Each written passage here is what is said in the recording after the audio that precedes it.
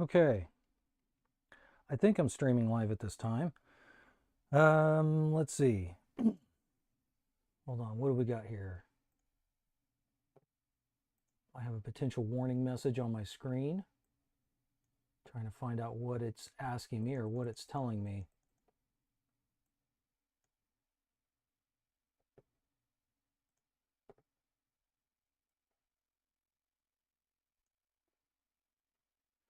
Anybody active in the chat right now?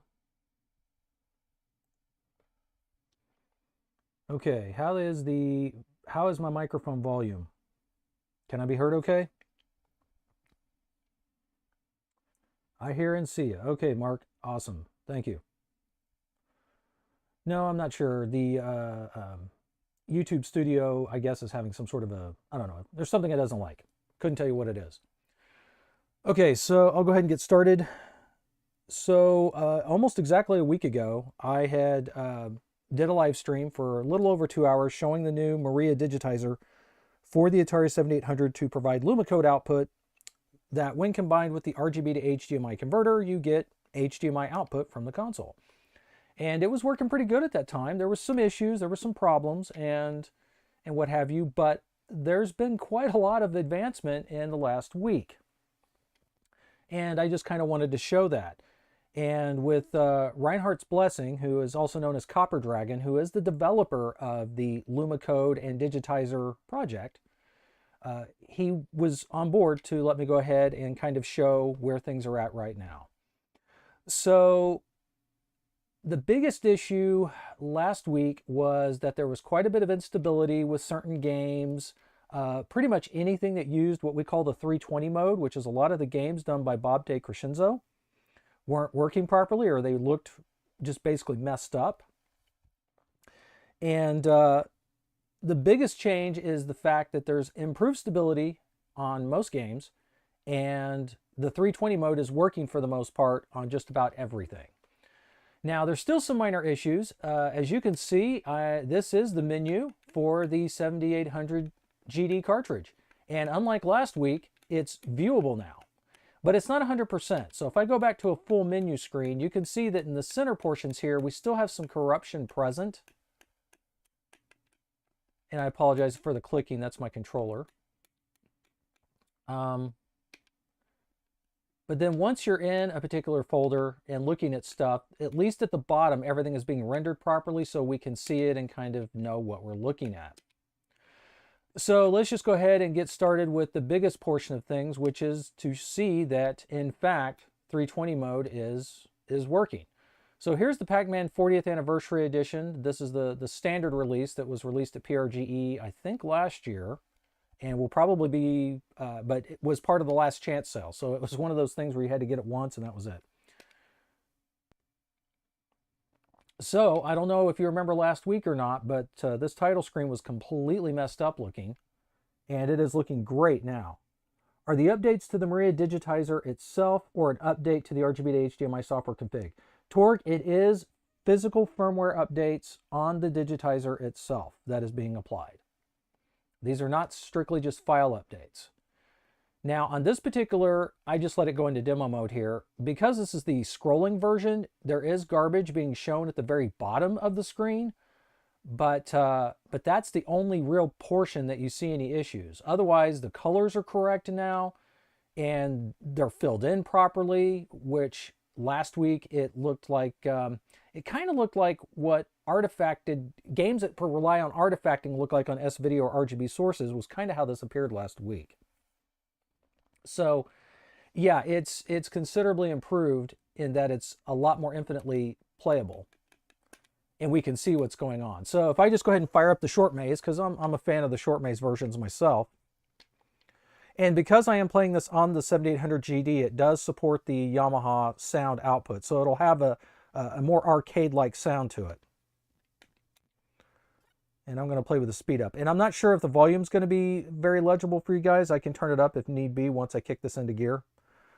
Makes sense. Is that something that you can update yourself, or does it need a new digitizer? So Torque, technically it is something that could be done by the end user if they had the right programmer, and if they, you know, were to set it up so that they could update their digitizer. However, Copper Dragon keeps this code very close, and so it's not going to be something ultimately end user updatable, but he did confirm with me again that once everything is finalized and he considers the MARIAdigitizer as being ready for both PAL and NTSC, he is going to offer an exchange system where folks can send in their old digitizers and he'll send out replacements that will have the updated firmware, or he might just be updating the firmware on the digitizers themselves.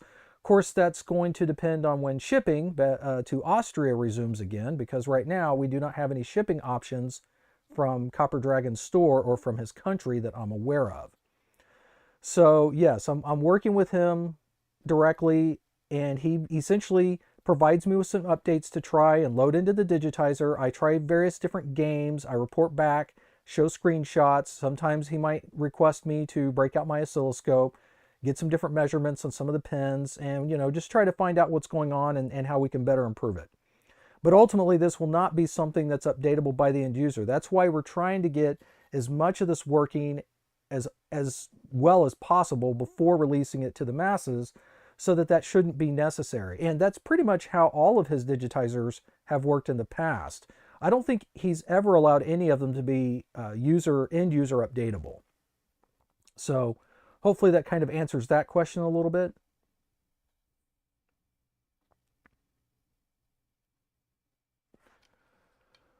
So all right, we'll just go ahead and kind of give this a shot. And I do have the speed up in place. Oh, I can already tell that's going to be low volume. I can just tell by looking at my meter here. So I'll crank this up a little bit.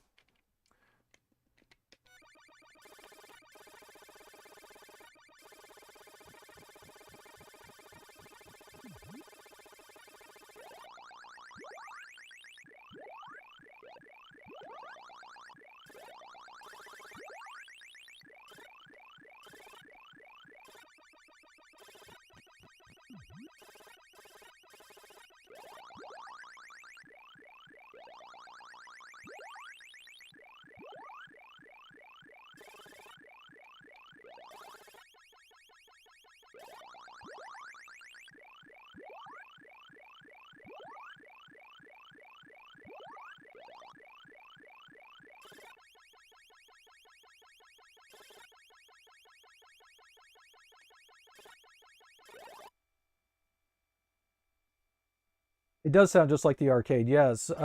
It was coded to support the Yamaha, I can't remember which chip it is right offhand, but it was one of the more popular FM chips that was used in quite a few arcade machines.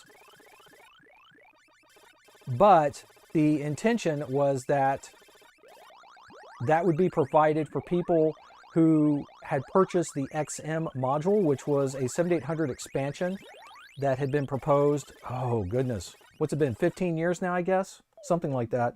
It never fully came to light, and unfortunately the main guy that was driving that project, which was Kurt Vendel, passed away a number of years ago.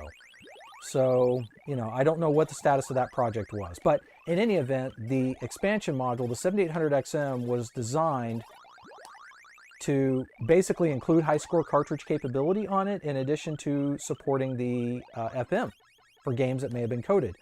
And this is one of the games that Bob made, was the Pac-Man 40th. If you don't have the FM chip in place, then it ends up playing just TIA audio, but honestly, it still sounds really, really good even under TIA. Which is, I know, shocking and surprising, but it does. But yeah, you can see that 320 mode, at least in the case of this game, is working great. Now, I am playing this again through my 7800 GD cartridge, and that's something I'm doing on purpose, because a couple of the games, and I still don't fully understand why this is. Copper Dragon's looking into it. He's got some ideas. But some of the games tend to play better from a flash cartridge than they do from actual cartridges. This is one of them. I do own Pac-Man 40th physically on cartridge when I bought it at PRGE. And it does actually play without issue. It's just that it's not 100% stable as far as the picture output goes. It still has a little bit of glitching, but only from the actual cartridge. But when I play it from my Dragonfly or from the 7800 GD like I am here, it's fine. And another game that was exhibiting similar behavior to this was Ballblazer. Except that with the latest firmware updates, Ballblazer's actual cartridge is pretty much stable, dead on now. I did get that dot. I wasn't sure if I got that dot or if I died. I got it. So yeah, I'll show you that real quick. So again, this is through the 7800 GD cartridge. I'm going to go ahead and turn this off. And I'm going to put in the actual Pac-Man 40th cartridge.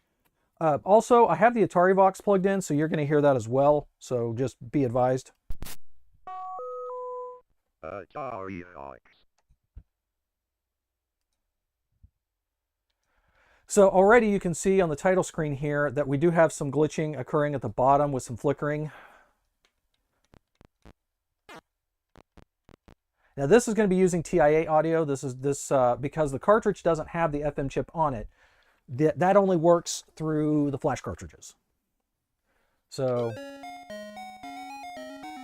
well, this is interesting. It's not flickering at the bottom like it was with the scrolling version on the 7800 GD cartridge. That's interesting. So actually, this looks really good. I'm not seeing any glitching to speak of playing from the actual cartridge. I thought I was earlier. Maybe I made some adjustments or changes that have affected that. Not sure. And now we're listening to it under TIA audio, but it still sounds pretty good. I mean, I don't think anybody would have complained if this was how Ms. Pac-Man sounded, even on what would have been considered a higher spec machine back in the day.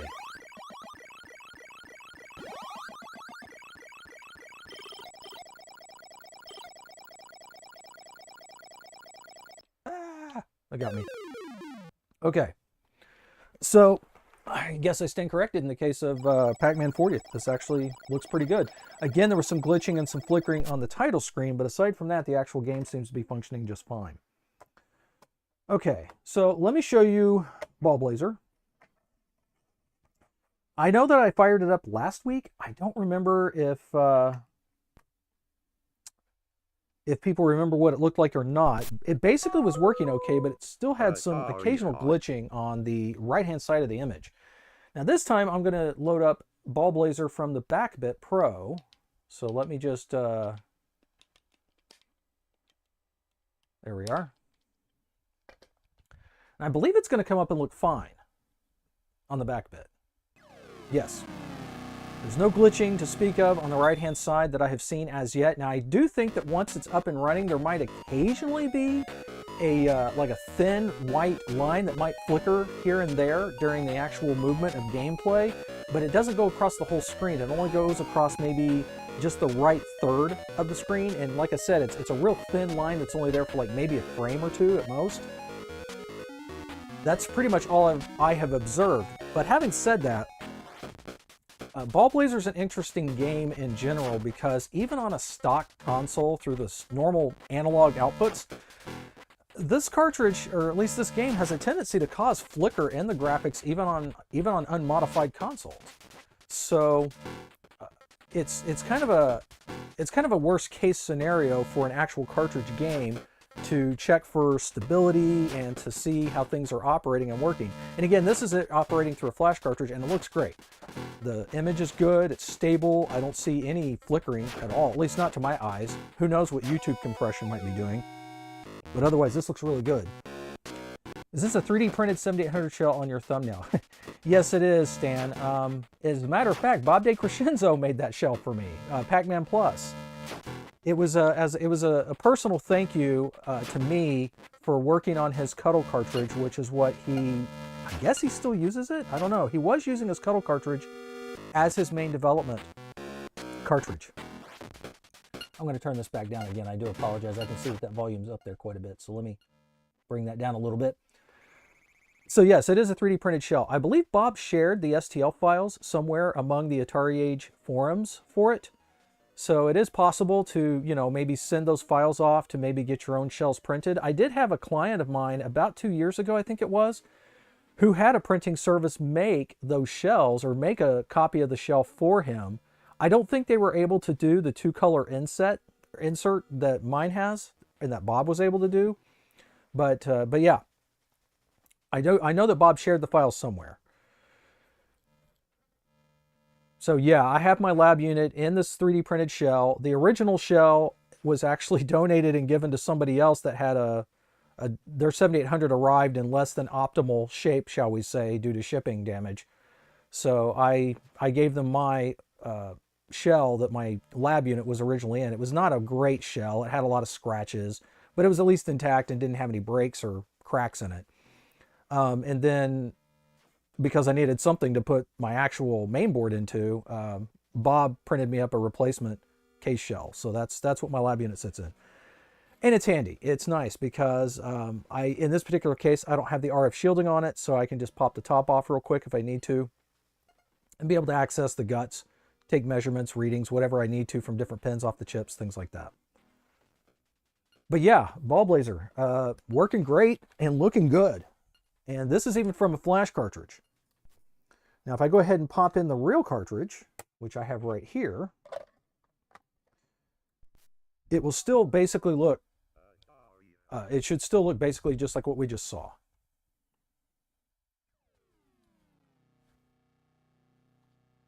Yep, again, no glitching to speak of. The glitching used to really happen primarily on that title screen, was where I would start to notice it first. And then later on through the game itself, as it was playing, you would start to see it happen there as well. I should also mention, although I haven't talked to Copper Dragon about this, these later firmware editions that he has provided that I'm testing actually have better color output now. I thought it was my LCD that I was using in the lab when I was testing earlier, but I thought the colors looked a little more bland or a little more washed out. But with this firmware he's got sent over to me now, it actually pops even better, I think. So yeah, original Ballblazer also working just fine, no problems.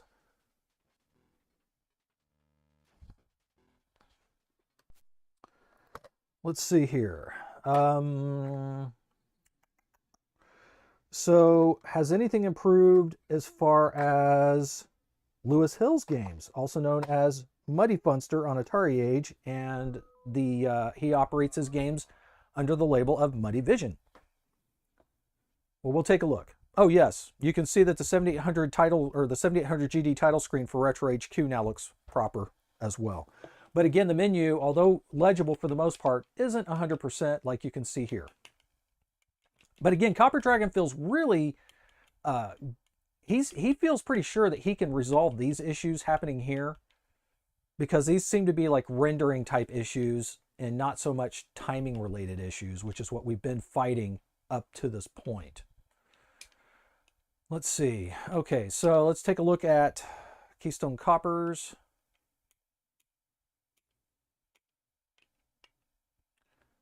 RC4. Is this the, let's see, I think we'll just fire this one up. I think this is pretty close to the final version.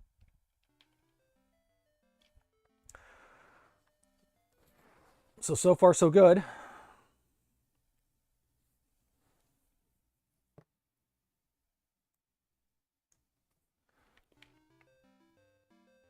Okay, well, this is the demo for release candidate 4, but still, this will give us an idea. So the title screen looks good. There's no corruption here. This looks really nice. Okay, so we do have a little bit of flickering along the top of the image. Okay, now we're starting to see a little bit happening in the middle there.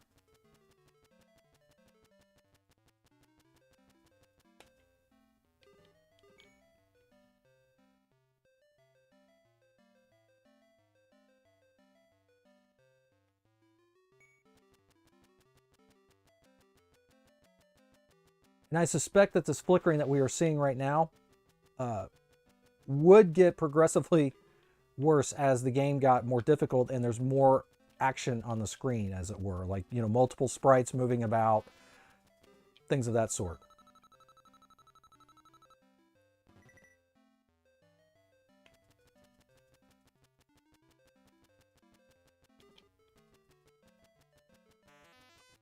Okay.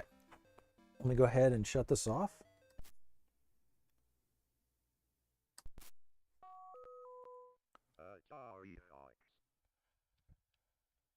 But again, I'm playing this through the 7800 GD cartridge. So let's take a look at another game that might show some glitching. And that would be E.X.O. Do I not have the final version on here? Oh, I do. It's just not in this area. Okay.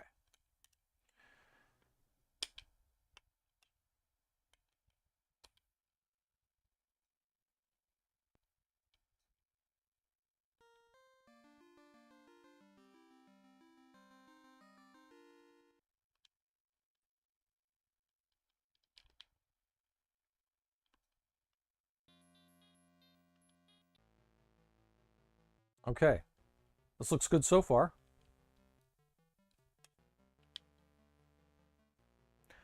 Now, I don't remember if you saw last week on the stream, but this how to play screen, some of the sprites were corrupted on the joystick controller as well as on the buttons that are being shown at the bottom of the screen.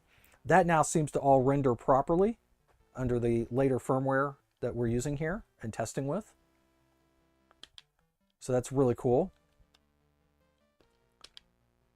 Okay, it does see my save game files. Cool, let's go ahead and load up this one here. This should allow us to view all of the different levels.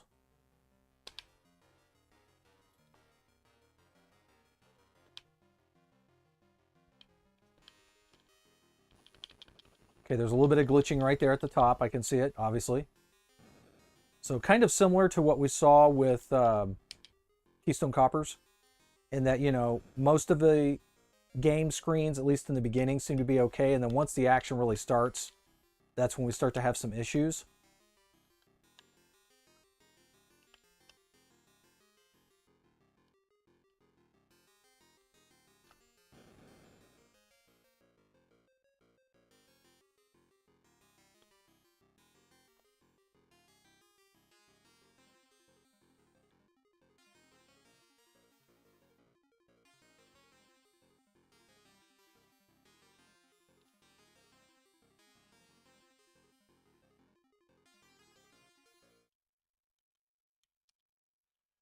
However, if I actually put in the cartridge, I did bring out my E.X.O collector's edition. I do own that physically.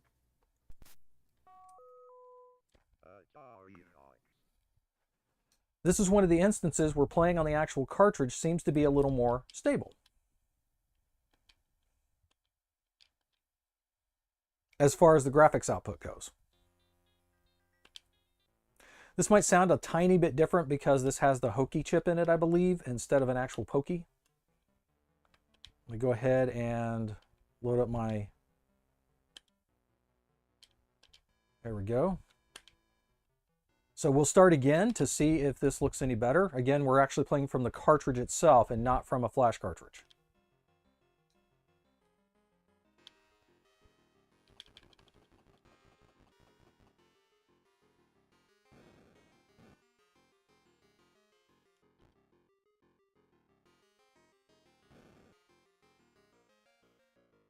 And you can see that now it is playing much more stable. There's, well, I haven't seen any graphical glitching yet. I'm not saying there won't be any, but not like we saw a moment ago when I was playing it from the 7800 GD cartridge.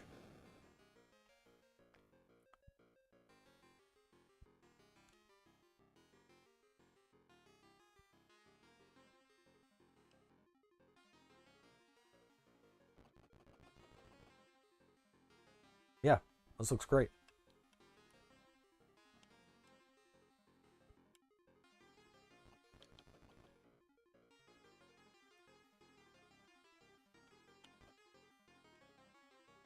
I haven't actually seen what this... Well, there was a little bit of a glitch right there at the top. Just then, I saw it. But it was only there for maybe a frame.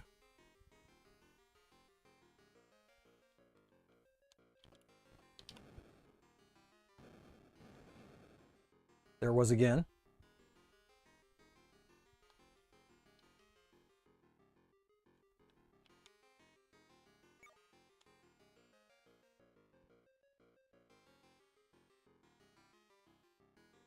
Okay. I'm going to load up one of the other locations.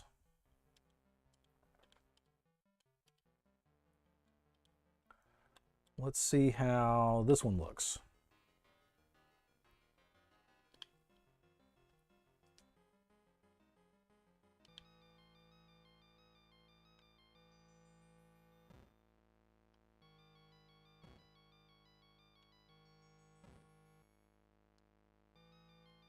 And I guess I should preface this that this could be kind of a spoiler if you haven't bought this game yet and you've been thinking about it, then you might not want to see all of these different worlds that I'm showing.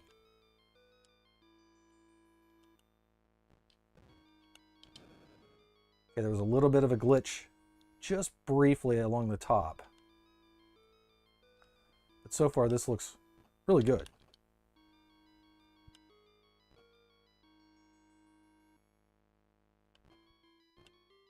There we go. I purposely wanted to see what would happen when we had this water moving along the bottom here. I mean, it glitched up. Okay, there we go. A little bit more. But not too bad.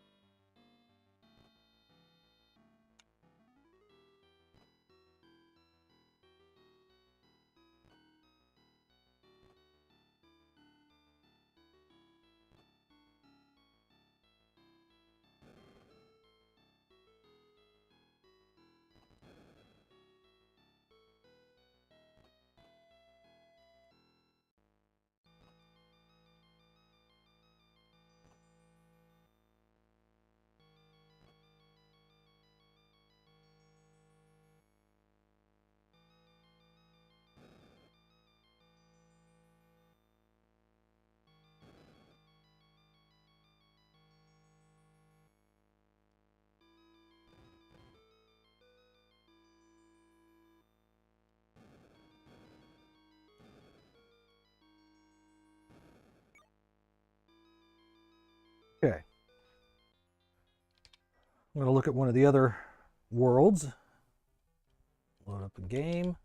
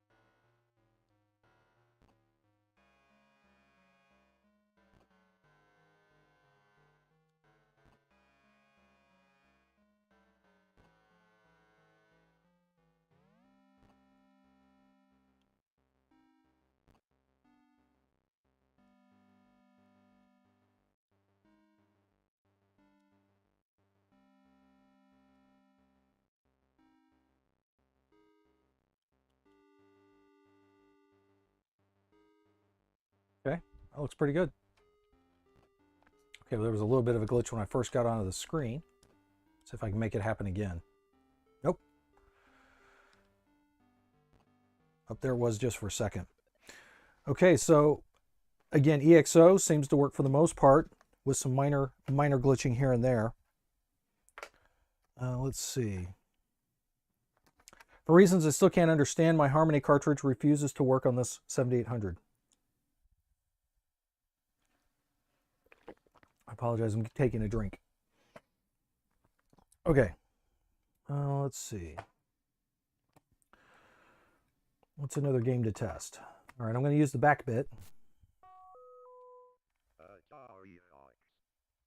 Oh, something I should mention, at least on this particular TV, I did notice that with this firmware, I did have to make a change to something on my profile, which I didn't have to do up in the lab. So I should probably mention that in case Copper Dragon does watch this a little bit later. So one thing I had to do in my preferences menu was I had to change my 16:9 integer scaling option. Normally we leave that to enhanced 4:3, but it is way, way stretched out on this television with the settings in place with this firmware. I do not recall these integer scaling modes having any effect at all on the previous firmware releases that I was using on the digitizer. This time they do. And in this particular case, the best one to use is the exact 4:3 option. As far as other changes that have been done, if I go into the geometry, I have my vertical offset currently at 28. I have the max vertical height set to 250. And that is required to prevent some games from being cut off at the top or bottom when I'm playing them. And then in my sampling menu, I'm currently using sampling phase 6. Pretty much 5, 6, or 7 are about the best ones to use for the most part with the current firmware. The other thing I'm doing is my DAC E setting for the sync is at 0.18 volts or on setting 14 currently. So I have found, I haven't played with it too much down here in the game room, but at least up in the lab, I found that settings between 11 and 15 would tend to work best, with 14 in this particular case being the overall best option in this case. I don't remember if I changed the DAC F setting, but it sits at 32 right now. So yes, Copper Dragon, if you're looking at this, then you can see what my current sampling menu settings are at. And I'm going to save this configuration really quick just in case I changed something earlier and hadn't changed it. Okay. So yeah, that is one interesting thing, is I do have to make sure that I am using the exact 4:3 option, because anything else just looks way, way too stretched. Noticeably so.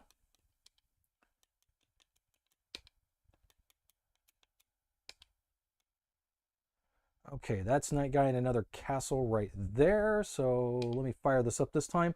I want to say that one of these either had some glitching that I don't see on the actual cartridge, or it actually had problems with locking up.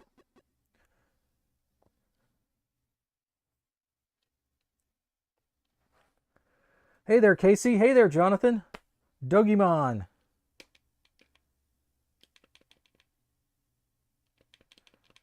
Interesting bug I think that exists in this is if you keep pushing the button to trigger, you'll basically restart this animation every time. Oh yeah. So we definitely have some glitching here on the output when playing this from the BackBit cartridge.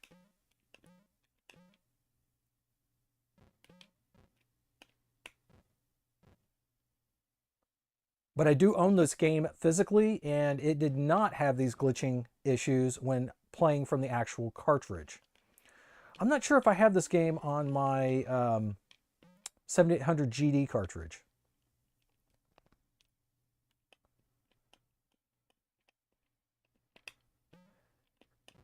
Hey Casey, Mark's pretty excited. I think he's got something cool headed his way today.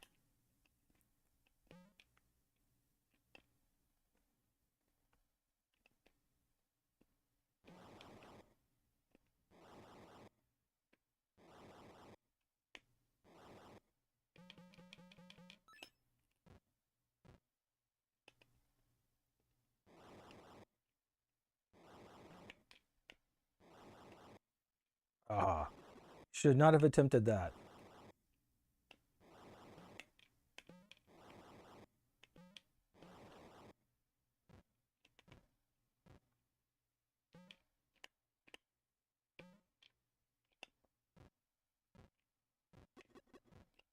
I know better than that. I know how to time that properly.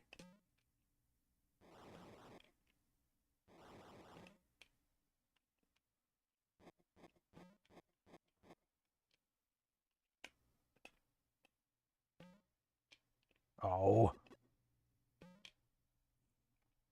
That screen looks okay. This one's not too bad. Oh, come on. I had my sword. The bat should have died, not me. Okay. First boss. Really?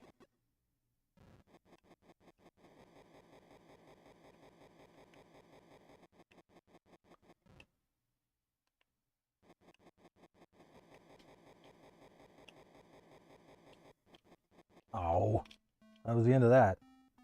Really want to learn how to make a 7800 game. I got ideas. Yeah, programming is outside my wheelhouse for sure.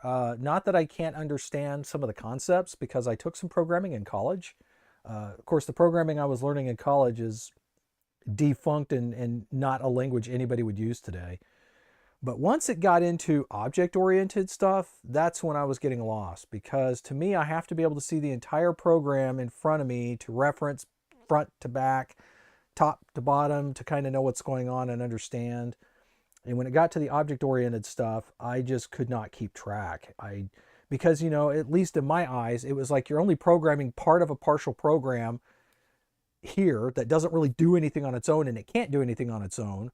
But you can call upon it from another part of your program as needed, and then those bits that you've got in that portion get brought over and then execute and run. And to me, I couldn't visualize that. I could not grasp that. It also doesn't help that I'm absolutely horrible with any kind of advanced math. So math has never been a strong subject with me. So yeah, to me, programming, I would love to understand it better, but I really have to be able to visualize it more, and it's just not something I'm able to do with some of the more advanced languages. Just checked, and it's going to be delivered sometime this evening now. Well, I do apologize for that, Mark, but still, we cannot complain considering that I just put it into the post Thursday afternoon during my lunch hour, and you're not close. So I'm still pretty impressed with how quickly it got there. Okay, so you've seen that it has some glitching, excuse me, when played from the BackBit, but if I pop the actual cartridge in,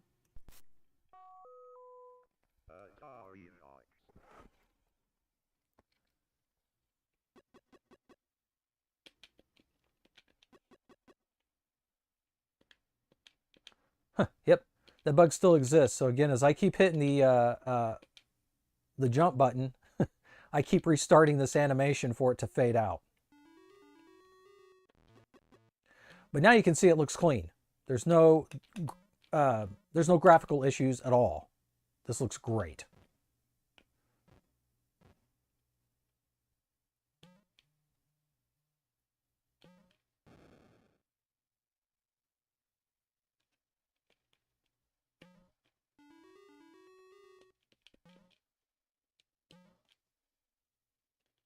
I do like Vlad's games. They're a lot of fun.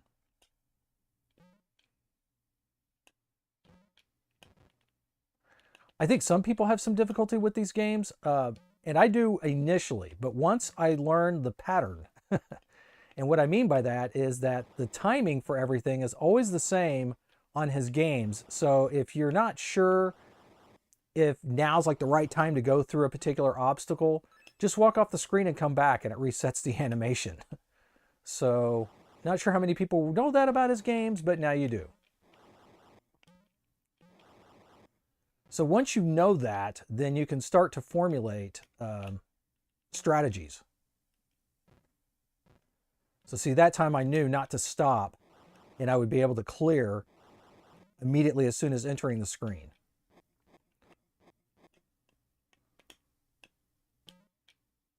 Well, Let's see if I can do better this time.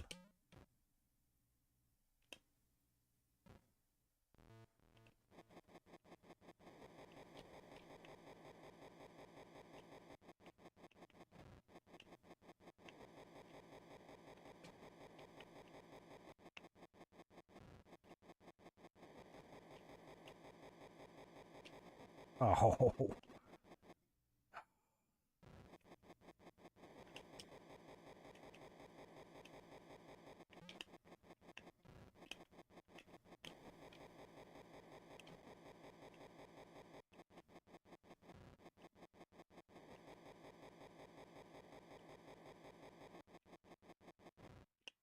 Okay.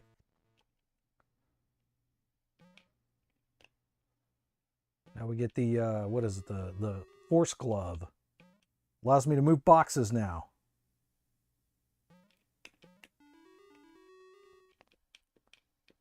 The wind has broke.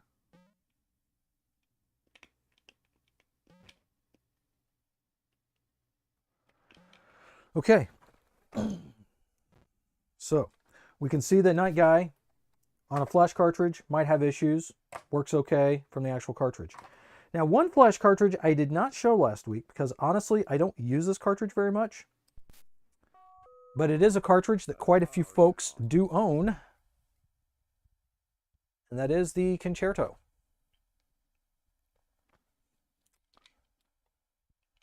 So I do own a Concerto. I do not use it very much, like I said, but I do own it. And I don't have really anything loaded up on here beyond the standard, beyond the normal games. Let's see how Commando works on here. Let's see if this plays okay.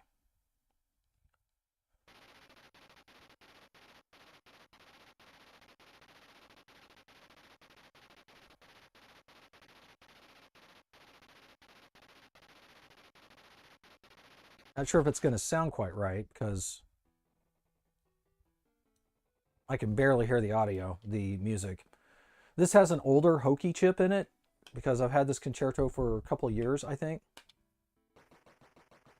So the TIA audio. Okay, so you'll see that there's these little extra dots at the top of the screen. That is not a result of the digitizer. That is, that's just a known thing that happens when playing this game on the Concerto.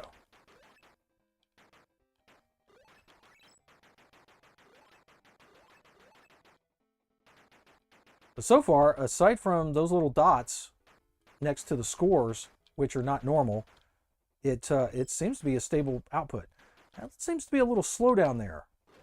It seemed like it was playing a little sluggish there.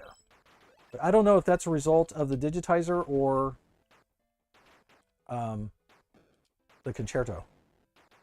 Again, I don't use this cartridge very much because I have, you know, the 7800 GD, I have the Dragonfly, I have other options that tend to work a little better.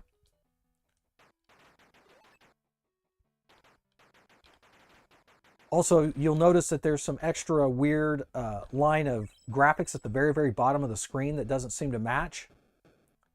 That is also not a problem with the digitizer. That will happen on an actual, that's actually on the real console. It's just that you don't normally see it because it's cut off in the overscan on a CRT. But with an AV upgrade in place, you see all the graphics. And on modern displays, they don't really hide anything. There is no real overscan to speak of.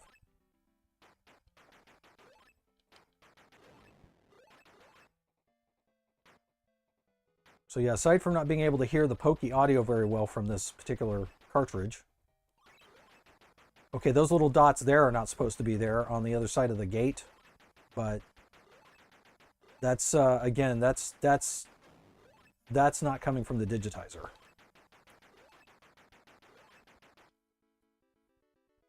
Yep, that's fine. So that's the Concerto, it's working. The menu can be read just fine, which is important. I believe Commando on the BackBit plays just fine. We'll verify real quick.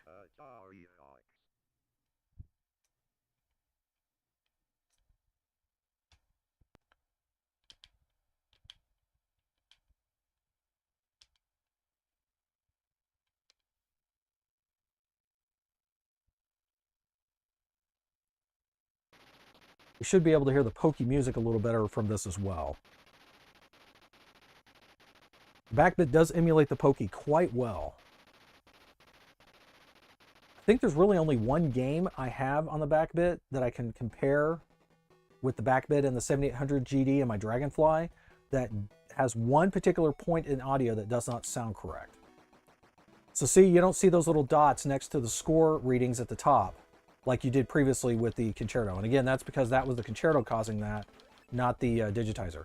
Aside from that, the image is stable, which was not quite the case 100% last week. It was close, but only when played from an actual cartridge was the image a lot more stable.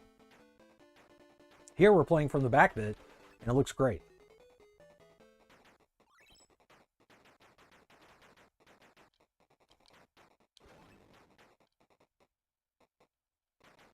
See, and it didn't have the slowdown effect that I saw earlier. So I do wonder if the Concerto's doing something there. Okay, I see a little bit of glitching there. Very minor though, it's only along the bottom edge there on the screen. Besides the extra pixel data that shows up, that's normal. That's where I saw it showing up though.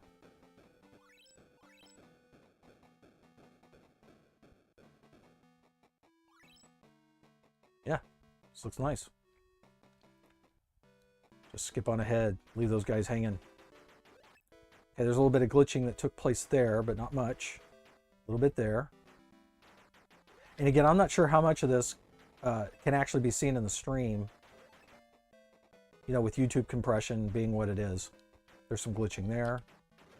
Get rid of those guys, those guys, those guys.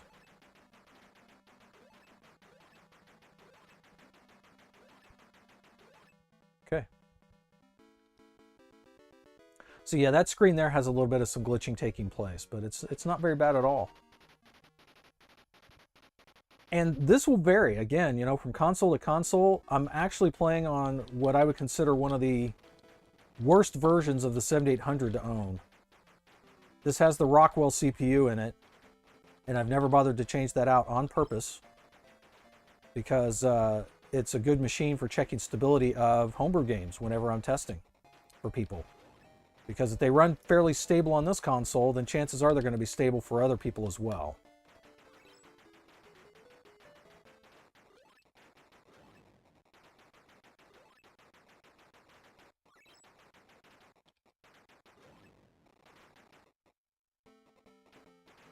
Okay. Sorry, I'm getting wrapped up in Commando. It's a fun game. I like it. Let me check chat real quick. Question for you. Do you like the 5200 or the 7800 more? Funny, someone else asked me that question on my Facebook profile as a comment. So I like the look of the 5200 console. The physical appearance of the 5200 console, I think, is the best looking Atari console released. But of the Atari consoles themselves, the one that I prefer to play games on the most, that I would, you know, if I had to choose one to take with me on that desert island situation, it would definitely be the 7800. I just like the versatility of being able to play 2600 games because at least when I was a kid, I already had I mean, it wasn't a huge collection, but I had like 20 or something 2600 games when I got the 7800 already. So it was nice to be able to play those games on the newer console and not have to worry about, you know, switching consoles or what have you. Oh, that was you. Okay, well, see, I answered that question, so you're asking me the same thing.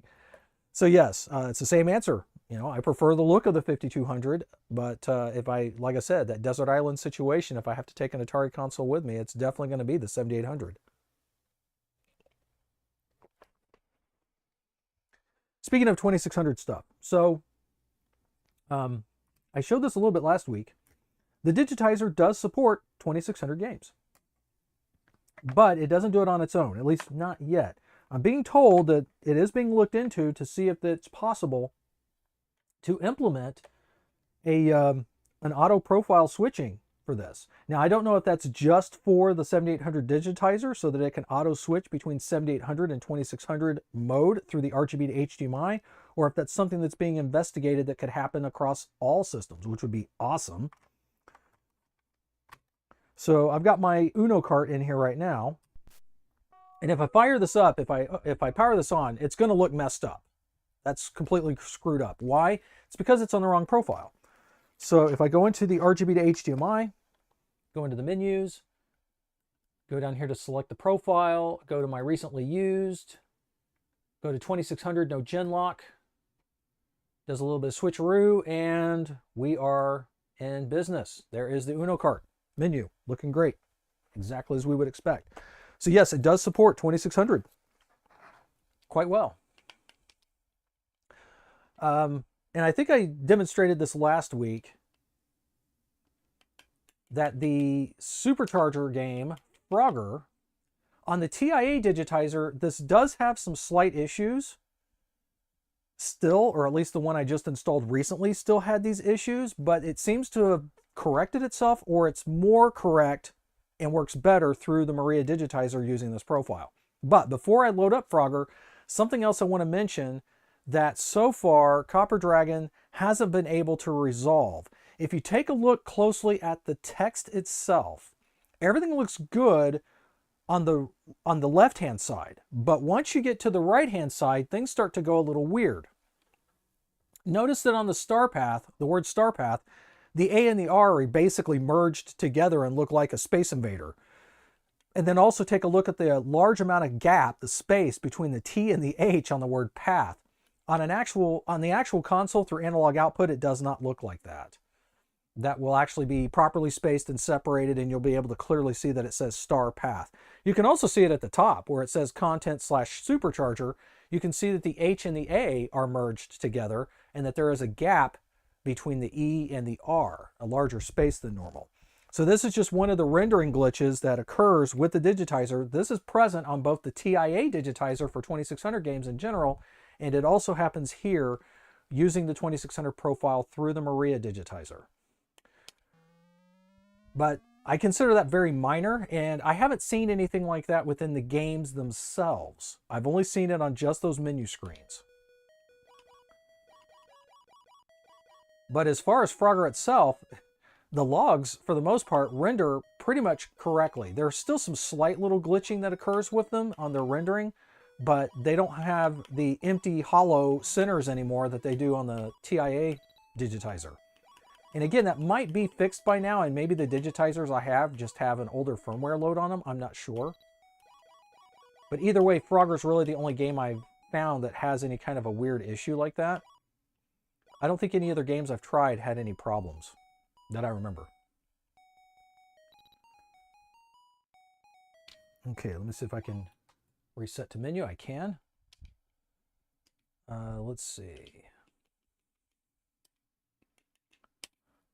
Pitfall II. This one's looking great.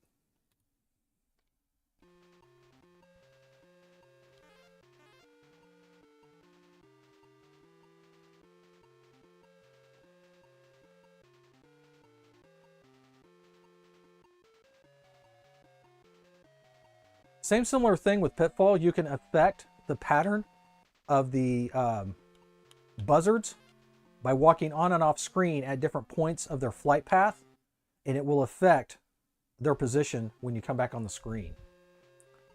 That's not a very good start. Getting hit by the very first scorpion you come across, does that kind of rank up there with you know, losing your first life in Super Mario Brothers on the very first Goomba you encounter? I think so. I think that would be the Atari equivalent.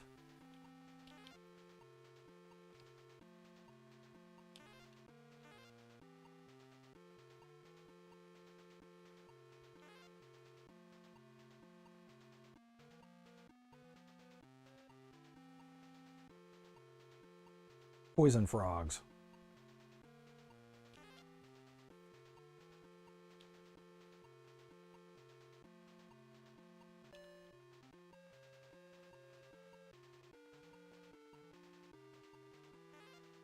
Although it doesn't happen often, occasionally I am able to play a perfect game of this.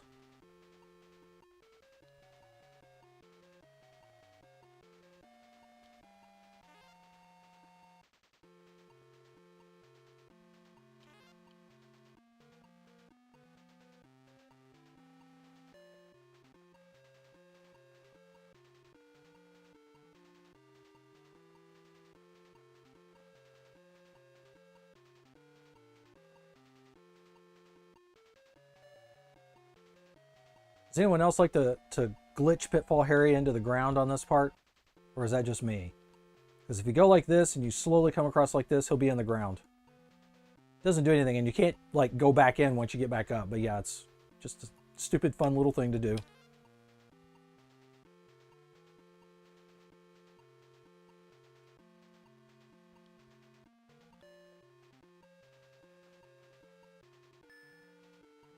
Okay. Any specific requests from people on anything they would like to see played? Hold on, Torque. I wonder if some of the glitching is an RFI EMI issue rather than encoding timing, since it is affected by the type of cartridge. It's possible. I can also tell you that depending on the length of cable you use from the Atari to the RGB to HDMI also has an impact. I have been providing these 6-foot 3.5 mil to 3.5 mil audio patch cables with my starter kits on the other consoles that I have done service for people. And that cable has worked great for those digitizers. I haven't really experienced any problems. You just, it might require using a specific phase setting and it's fine. However, on the MARIAdigitizer, my understanding from what Copper Dragon has explained to me is that there's basically just a lot more data, a lot more bandwidth being used to do what it does from the Maria. And as a result, it's a lot more strict in that regard. And we don't have as much room.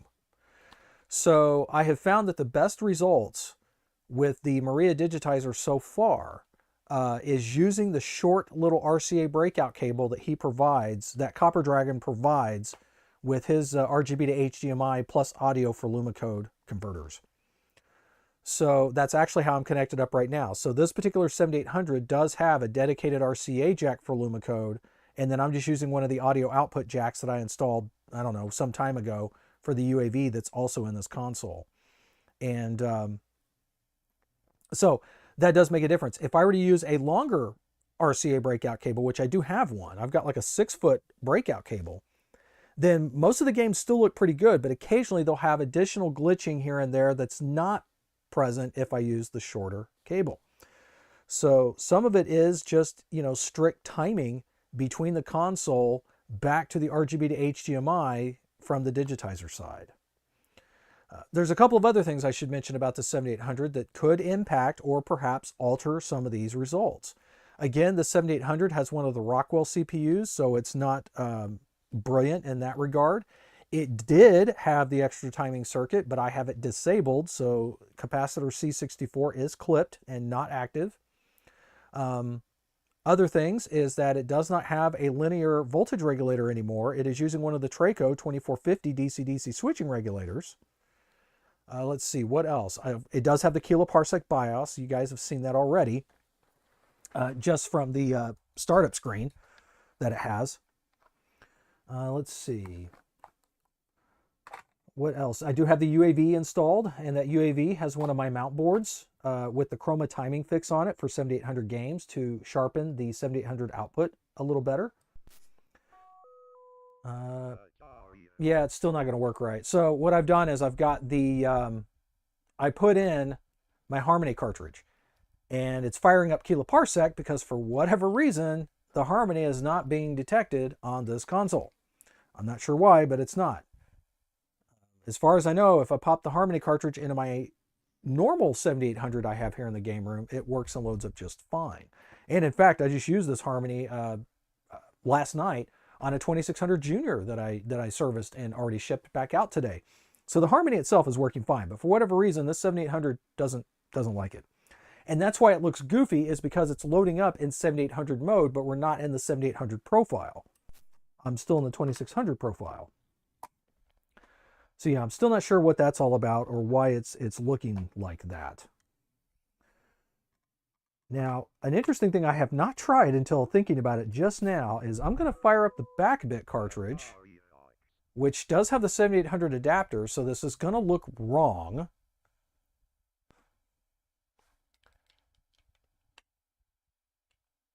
But I'm kind of doing that on purpose. Oh, goodness. I'm not sure. Okay. I think, yes. I'm in the 2600 mode. So let's see if this loads up right. Well, that looked right. Yep. Huh. Okay, yeah, the logs still have the same rendering glitch. Very light glitching. If you can see it as they first come onto the screen, that there'll be like this weird, I don't know, like just two lines that kind of show up and then they shift and move back over to where they're supposed to be once the log is fully on the screen. Again, not a huge deal. Certainly doesn't impact the gameplay at all.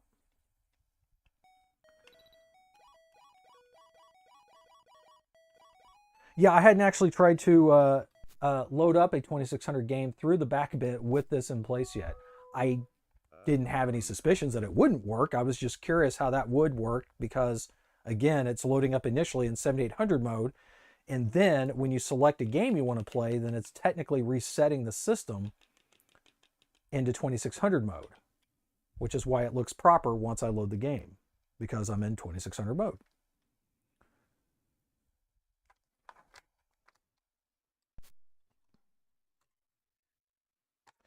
Oh, I know a game I want to try really quick. I'm not sure if I can get over here to get to it, but I definitely want to try it.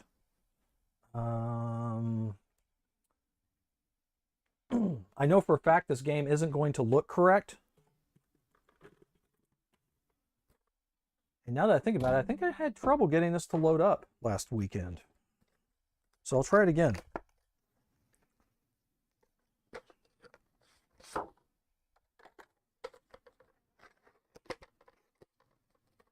I always open this one from the wrong end. Let's see, what do we got? From what you're saying, it sounds like a possibility. It could be a possibility. I don't have any RF shielding on this console other than the very bottom plate. I do still have the very bottom RF shielding in place. But again, just for being able to get to this and to be able to take measurements and just work on it more easily for stuff like this, I don't have the top RF shield in place.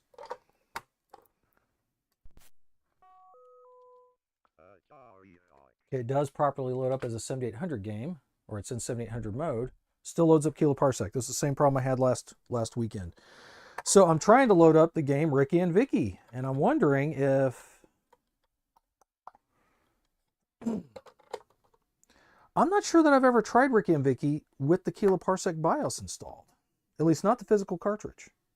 So I'm wondering if it could be some weird issue with the kiloparsec BIOS.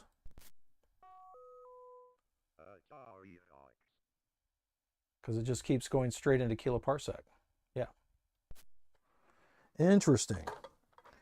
One thing I can do, although you won't be able to see this in the stream, I'm going to grab my actual 7800 that I use for most of my actual gaming. It also gets used for a lot of testing. I'm going to go ahead and plug it up really quick and see if Rikki and Vikki at least loads up for me on this one. Okay, I got to get some things moved out of the way. Make some room.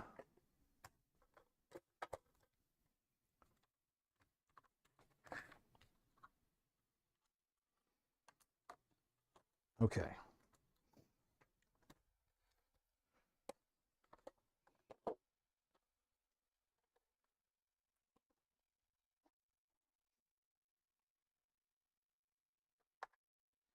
I don't think this is going to be visible on the stream. My main 7800 just has a UAV in it, so it's only able to do S-video and composite.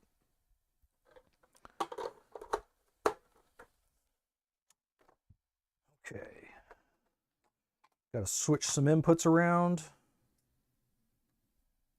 Excuse me. And switch to S-video input.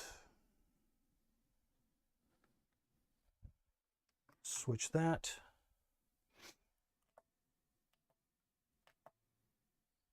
Okay.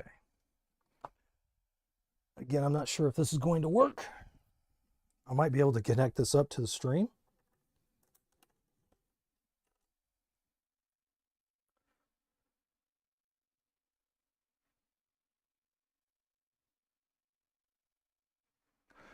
It's definitely the 7800.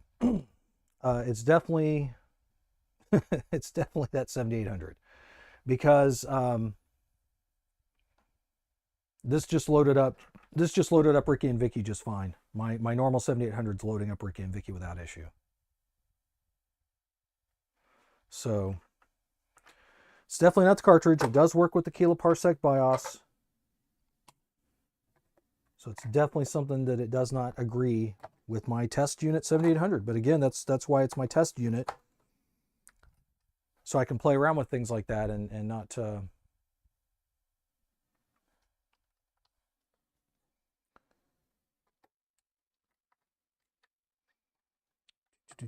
I'm going to test my Harmony cartridge.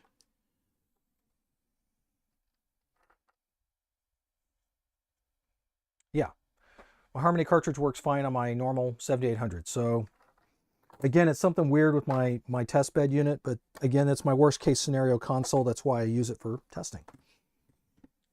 And I figure if new technology or new upgrades work on it, then in theory, it should work for just about everybody. Okay. Get everything switched back over again.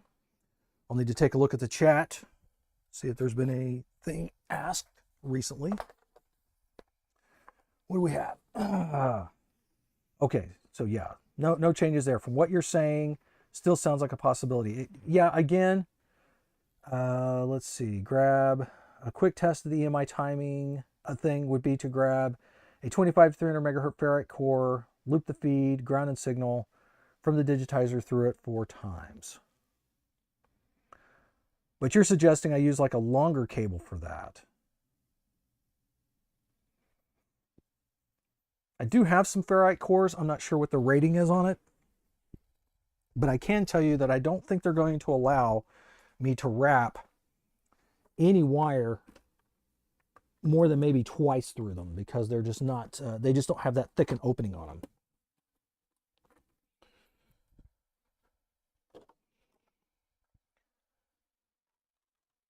And while that would be a good test to at least see if that helps or makes a difference, the reality is we have to think about these updates or these upgrades being something that the average person is going to be able to do on their own with what they already have. And I don't know if too many people, or at least my client base that I'm aware of, they're not sitting around with ferrite cores that they can wrap the signal cables out through or around or what have you. And at least in the case of my clientele, they're not the type that even want to open up their console and make adjustments. I've mentioned this in the forums that I typically will not install or offer video upgrades that require any kind of trim pot adjustments to essentially dial in the best picture because there's variance. The trim pots exist because what you hook up and what you see on your screen may not look the way you need it to. So you have to use the trim pots to adjust brightness or maybe the chrominance or the luminance signals, etc. And there's no way for me to have an upgrade option like that I can install and adjust it that looks great for me and be absolutely sure it's going to look good for my client when they receive the system.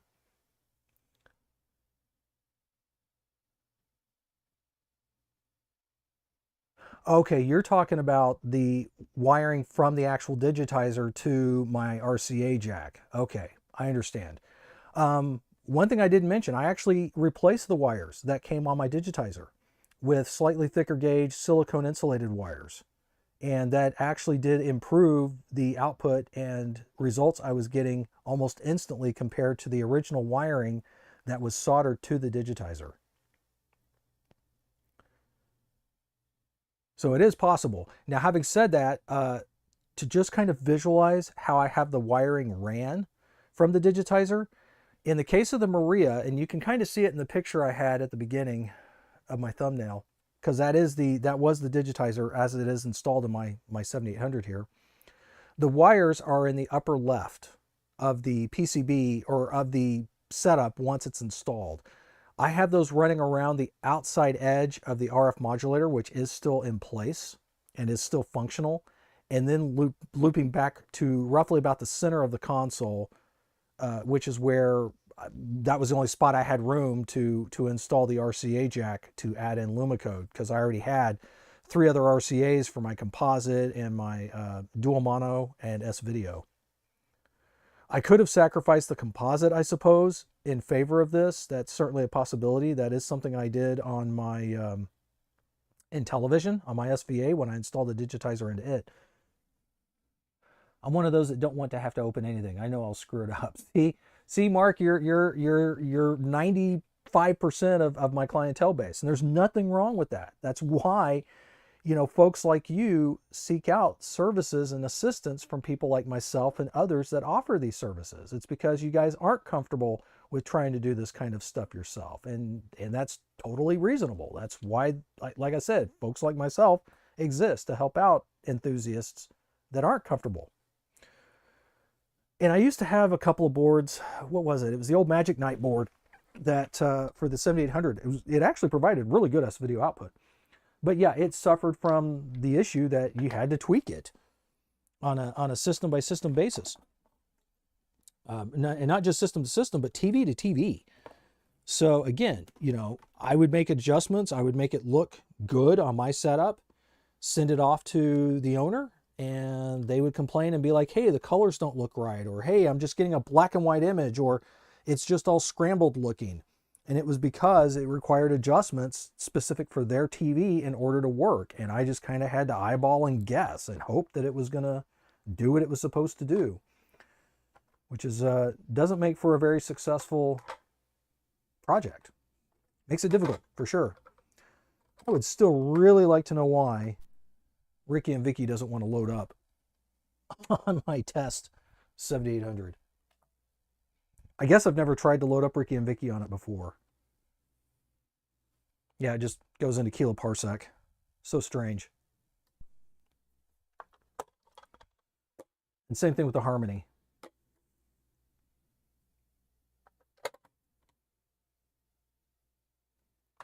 Although I could swear that the Harmony has loaded up onto this console before. I know it has. I know it has. But it's not happening right now. If I see that 7800 BIOS loader screen come up, it's not loading up in 2600 mode, because I only see that graphical logo when it detects as a 7800 game. Let's see, what else can we try? Oh. This game had minor glitching with the older firmware. I have not actually tried it under this new firmware yet. It's not one I own in digital format. I don't think anybody really does that I know of.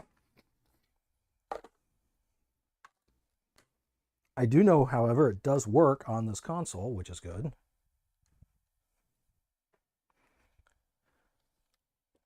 Here we are. Tiger Heli. Awesome, Mark. Well, that looks like UPS delivered it right around on time then.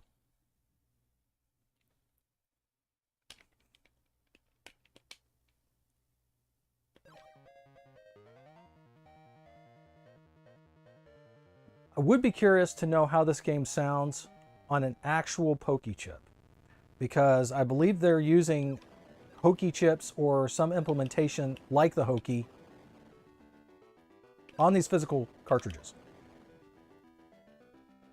And it just kind of sounds a little scratchy and distorted to me in places, and I just wonder if that's just how it is.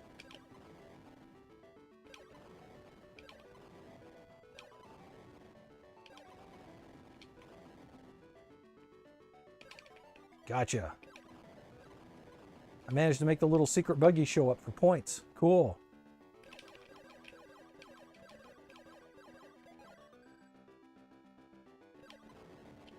I think that's like the only secret I know about. That's only because I saw it mentioned in the forums.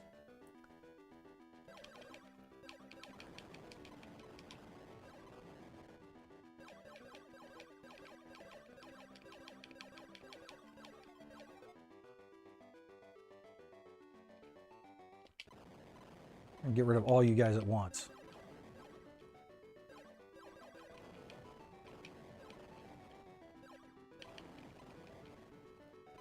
But although I stink at playing this game, it looks good. I don't see any graphical glitching occurring on it. It had some very minor glitching, even with the original older firmware that I was using on the Digitizer when I first got it. But for the most part, this game has always pretty much looked pretty good.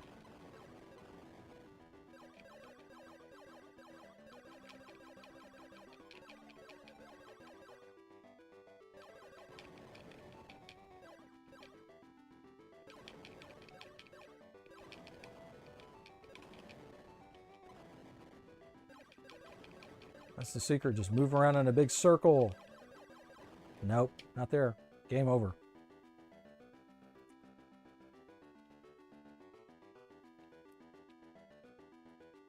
Tiger Heli is a fun game. I'm just not very good at it.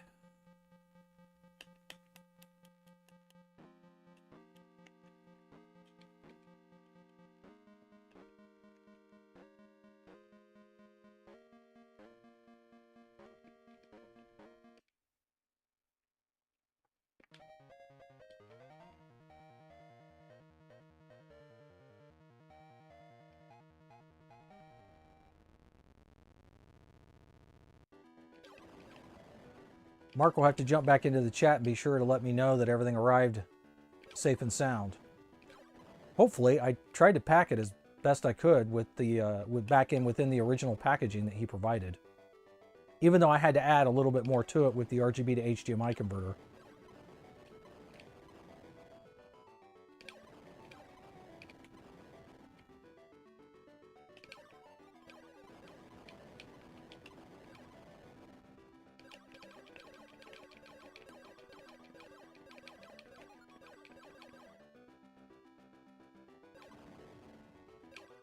Whoa.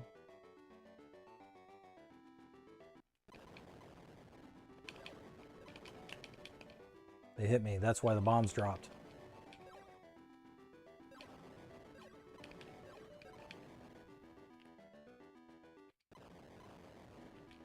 That was my last one. Wait, did I just see a tiny, tiny little flicker of a white line? Yes, I see it along the top by the scoring section. There's just every so often. Oh, that's not good.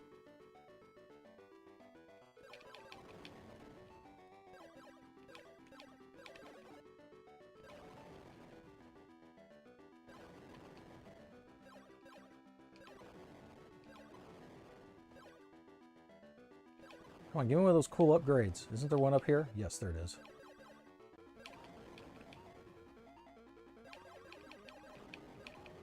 I should have waited so I could get the side fire. So yeah, I do see an occasional little flicker of maybe some garbage that shows up randomly along the very top in the score section, but it's not happening in the play field.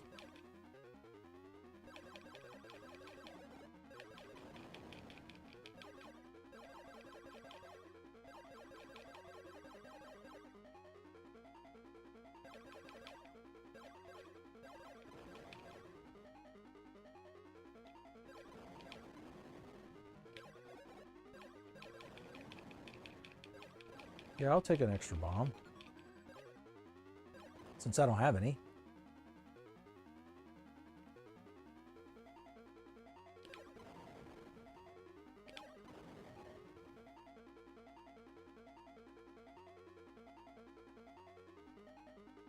Whoa.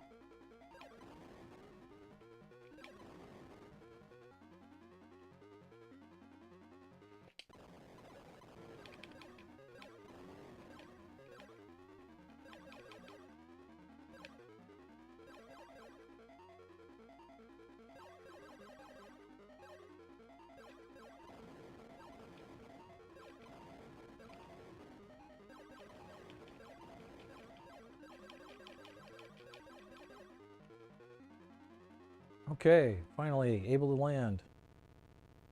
Okay, what do we got here? Everything looks great so far. Both the Intello 1 and 2 look good. The cleanup you did on the 1 really looks good. It will be later tonight before I can fire them up and see how they work. Yep, no problems, no worries. Just glad they arrived safe and sound. That's the important thing. I tried to, I think I've had a pretty good success rate with return shipping to the best of my knowledge. Obviously, I've had a few consoles arrive in less than stellar condition that I've had to give unfortunate bad news to their owners. But that doesn't happen as much anymore. And even when it did, it was mainly 5200 consoles. But now that I require people to send them to me, well, I strongly encourage them, I should say, to send their consoles to me, the 5200 without the top shells, so that I only have just the main board and the bottom shell, which is all I need to service and upgrade it. They arrive intact. So that's just a better way to go about it.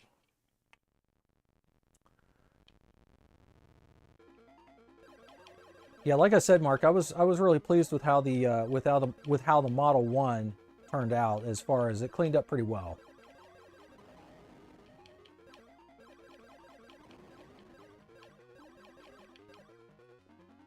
And although I know, again, you didn't ask, you know, necessarily for the replacement metal disc on that second player controller, when I went to clean it and that little metal trim plate just came right off, I was like, well, that's not going to work. Plus, it was looking kind of rough. It had either the laminate was coming off of it or something else had been stuck on it in the past. Maybe one of those sticklers that attaches directly to the disc with the adhesive. I'm not sure.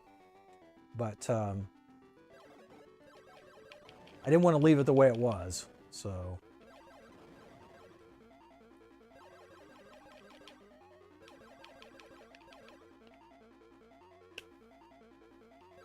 like I said, aside from some very minor glitching that's occurred once or twice, well, it's happened a little more than once or twice, but just occasionally along the very, very top in the score section, which is not where I'm paying attention anyway, Tiger Heli looks good. Oh, this guy. Oh, I got him. Cool. Usually I have to use one of the bombs on those things. Oh yeah, I knew I was going to lose a helicopter just then. Wasn't sure if there was a way to avoid that. Now I can shoot from almost all directions.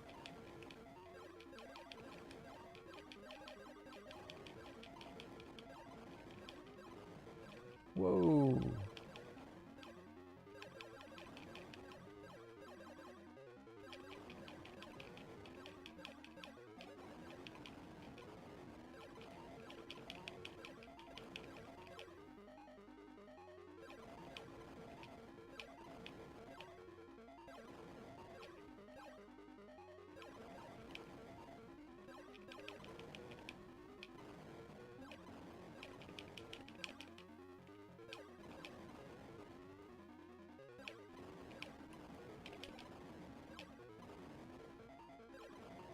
So I've got 9 of the little diamonds, or the pyramid buildings, whatever you want to call them, so far. If I get one more, I think I get a free helicopter. Free man, free guy, whatever you want to call it.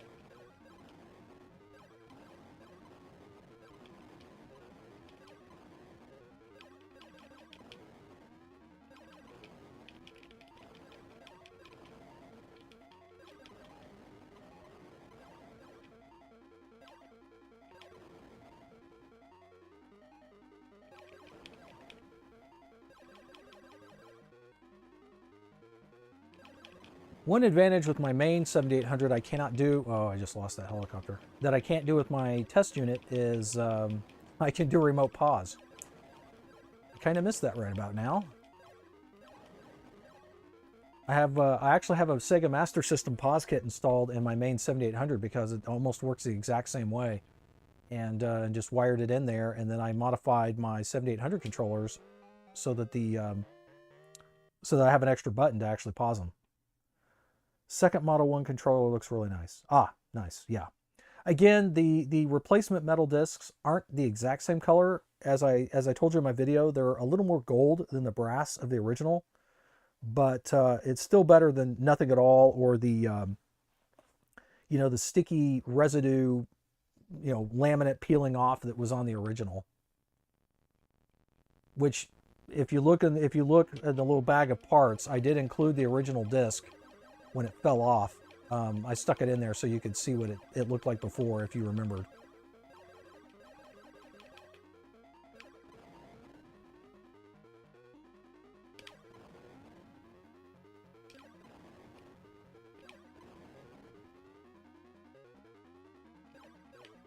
I seem to recall that one of the planes comes shooting out from the side over here.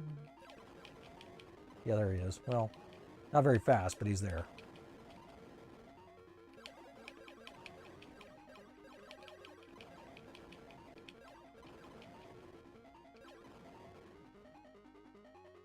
Whoa! Not cool.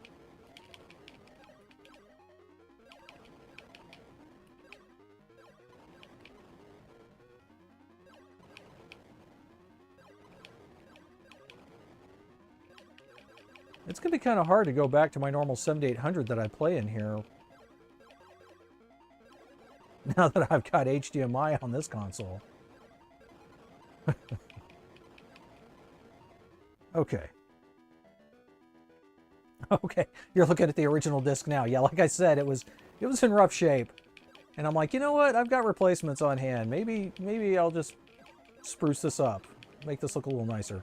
And honestly, I mean, it works, but it didn't feel very good to try. I wouldn't imagine it would feel very good to try to use it either, because again, it's rough. It's the laminate was peeling off, or it had sticky residue. I'm not sure which. So yeah, oh, we got two of these guys.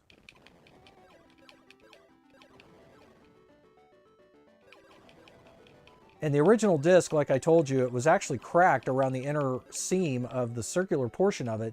So it wasn't allowing proper pressure onto the flex circuit inside.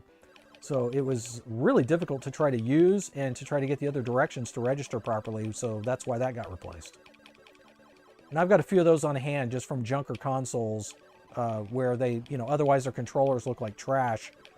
But those discs are fine. And I can, you know, and even if the plates look nasty, I can pop them off and put replacements on them, which is essentially kind of like what was done in your case.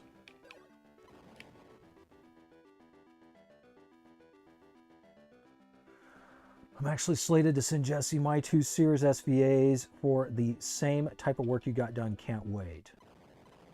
So, Bears fan Goomba, I think I know who you might be then. And just to confirm, one of those SVAs is not functioning, if I remember correctly. So I'm going to try to see if I can resurrect it and bring it back to life. Is that, I believe, is the plan on that.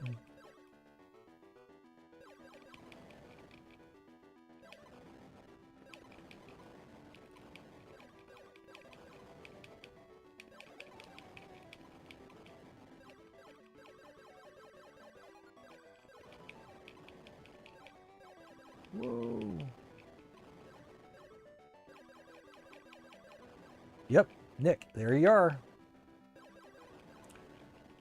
Now, if I remember correctly, when we talked, I think only one of the consoles, because I really only have just one digitizer that I can hold back for you.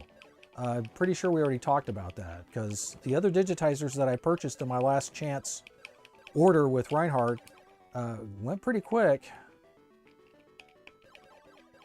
Although I've got at least 2 other people that I've already given them the okay to send their systems to me, but they haven't done it yet. That's just kind of how things go.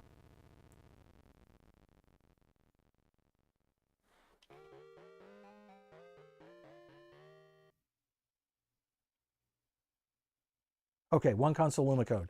So let's say I'm able to get the second one working, Nick. Let's say I'm able to resurrect it.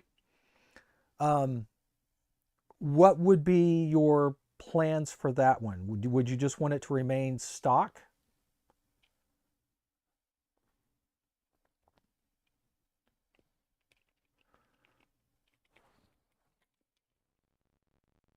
If you can get the other one working, I will just do the AV upgrade. So AV upgrade meaning just a simple, just a basic composite upgrade kit. Because I do have at least one Model 1 kit on hand. Because the last time I ordered some composite kits from OG Hugo, I ordered 2, I believe. And then because I just had somebody that originally was going to send me a Model 1, but then it ended up being a Model 2 that they sent me, I had to order 2 more. I only needed 1, but I tend to order things in pairs because I like to have one thing on hand if I can, just for, you know, an order or a request that might come in where somebody's like, hey, you know, even if it's 3 years from now, I might have somebody come up to me and be like, hey, I'd like a composite upgrade in a television. Can you hook me up? And I'll be like, well, as a matter of fact, I actually have a kit on hand. So sure, I can do that. So yes, I'm pretty sure I have, I want to say I may have 3 of Hugo's kits on hand, which would mean that I could do 2 Model 1s and I believe another Model 2. And I know that one of those Model 1s, if I'm not mistaken, has been requested by another client. So, in essence, I should have at least one other Model 1 that I might be able to take care of.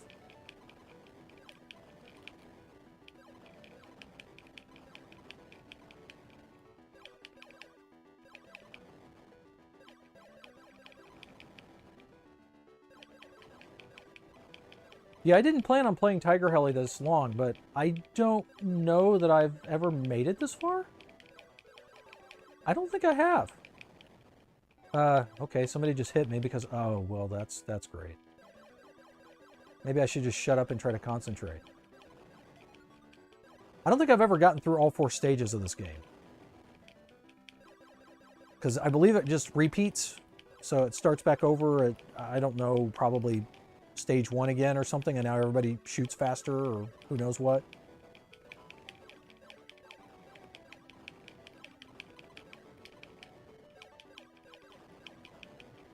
Oh, another one of these things.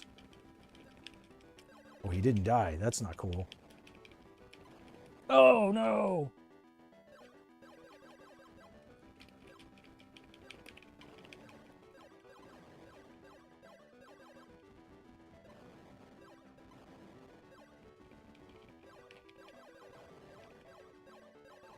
Weird.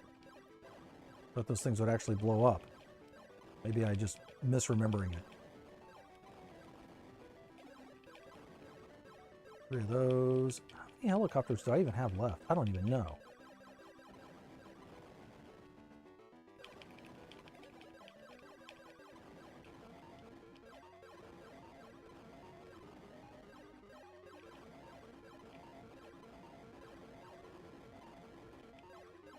Can I do it? Can I get through the 4th stage? That would be really nice. Again, I've never done that. Or did it already rotate? Wait a minute. Did we not get a landing pad at the end of 4? Okay, no, this still looks a little different. Still got these guys. Take you guys out quick. Oh, no!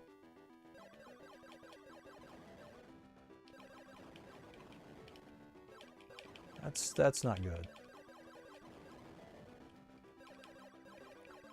Okay, yeah, these guys are coming back again. I already knew that. Whoa!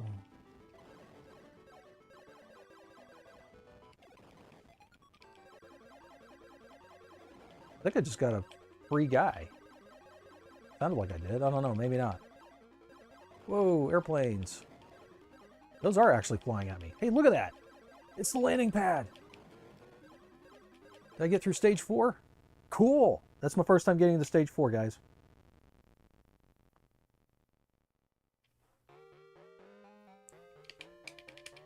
Minor accomplishment. I think this is the best I've done. Yeah, this is the best I've done in Tiger Heli. So what's it going to do now? What am I going to see? Is this going to be stage 1? Oh, wait. This is... No, this is stage 2. So I've started back over at stage 2. Okay. Yeah, things are shooting faster. Yeah, this has gotten manic. Okay. Didn't want to use my bomb, but I just did not have a choice. It's holding up well, though. I still occasionally see a little bit of minor glitching up in that score section and where the title screen is that says Tiger Heli.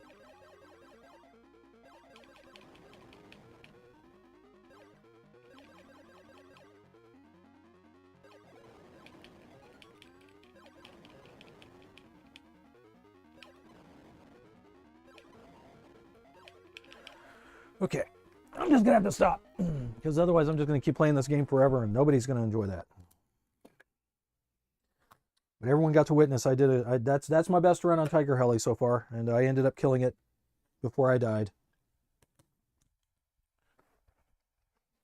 Oh, let's see. What time do we have? Oh, it's after 3 o'clock. Okay, it's about 3:35. So I've been on for about an hour and a half now. One thing I wanted to mention, if anybody remembers last weekend when I was streaming, the stream kept dropping off occasionally and then it would come back. I don't know what that was all about, but obviously it's been way more stable this time because as far as I know, it hasn't dropped off. Oh, sorry, I'm reading the chat here. Let's see, what do we got here? Okay, yeah, if I can get the other one done, we'll get the AV upgrade.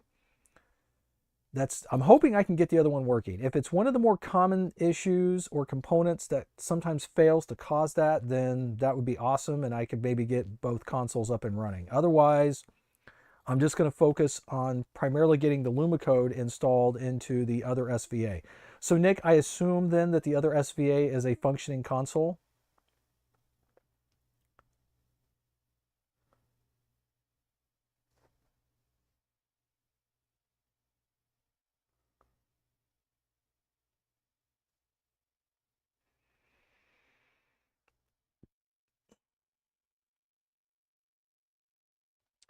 Something else to kind of put in and let's see. Some of that, we did that. Oh, I know something that's relaxing to play. I don't know how many people enjoy. I actually like this game a lot.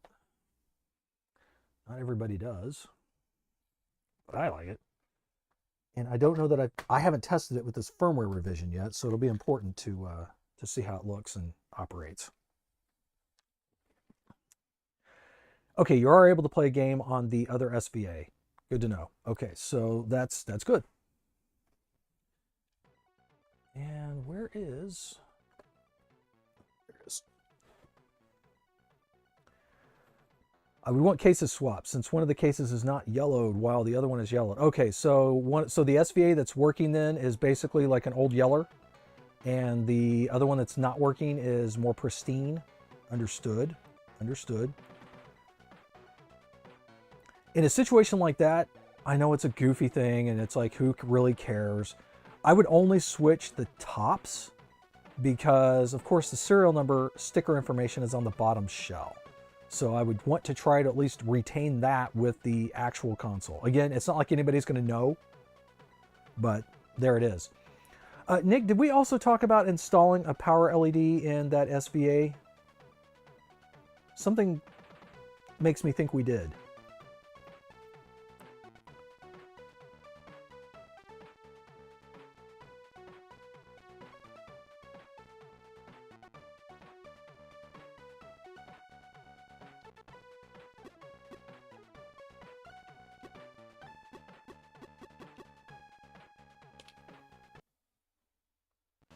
Yes, an amber orange. Okay. I thought we had. I thought that had been discussed.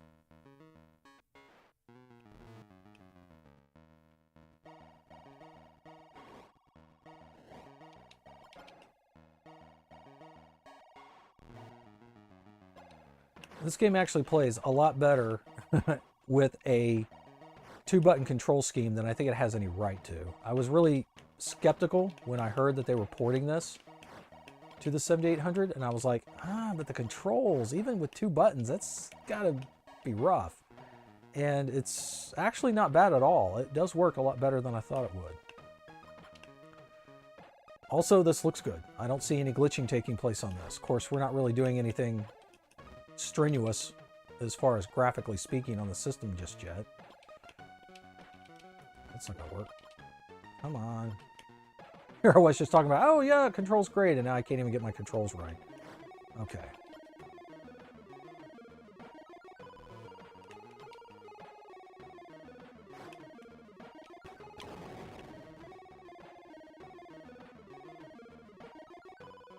Speaking of shooty robots, okay. I dodged him.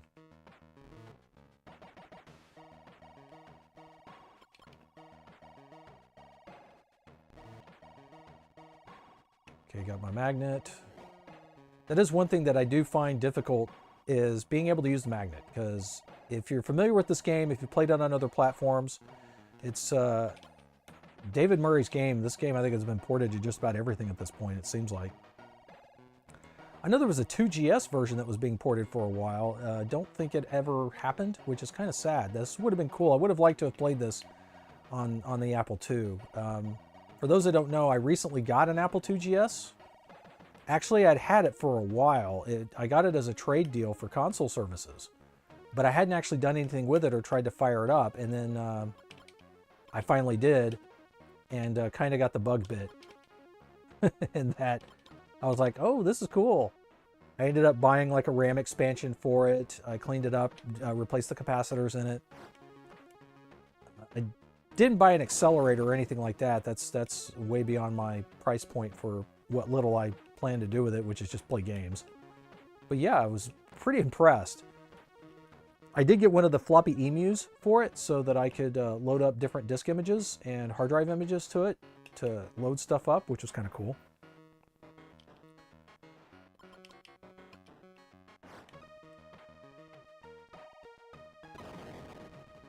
Okay, he's gone.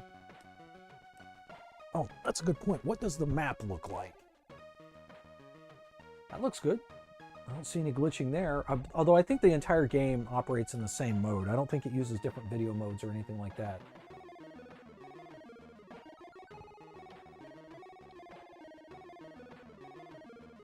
I do think the best control scheme for this game, not everybody will agree, because it did come with an adapter that allowed you to use a Super Nintendo controller to play this game with. But I actually think the best method to play this game is with a Star Raiders keypad.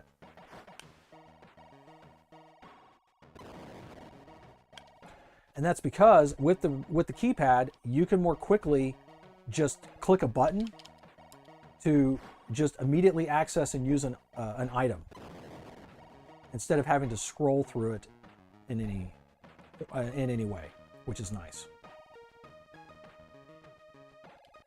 So yeah, in an instance like that, using something like the magnet twice to be able to permanently, mess up a robot is way easier because you just hit the button for the magnet deploy right there. With the single controller method like I'm using here and the two buttons, it's considerably more difficult to deploy two magnets within the time frame needed to permanently disable the robots. So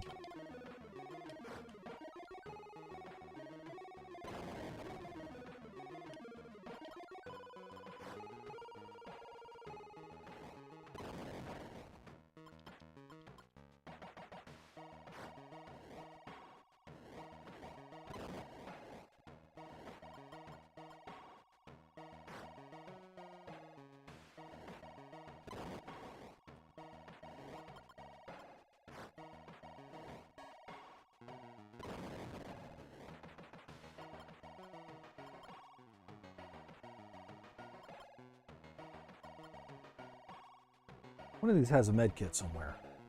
Must be the other one.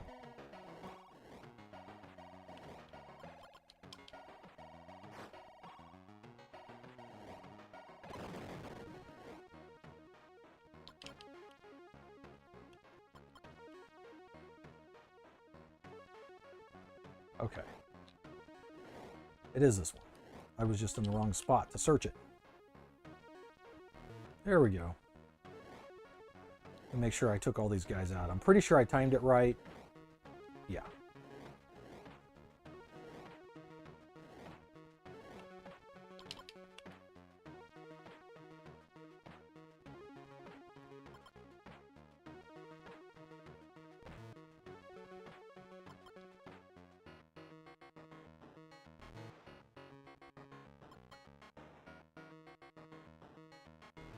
Take a look at the chat while I'm sitting here. Okay, so nothing changed, so still, yes, amber, orange. Yep, I do have those on hand. Both, actually. Although the orange LEDs that I get, to me, they look more red or like a really deep orange than what you would consider like from an orange or like pumpkin orange. So to me, the amber looks more orange in most cases, but I also have, I believe, dedicated yellow as well. And in the case of the SVA, again, this is just strictly my personal opinion, but I do think that the amber or yellow color looks best on the SVA because it just seems more period correct to me.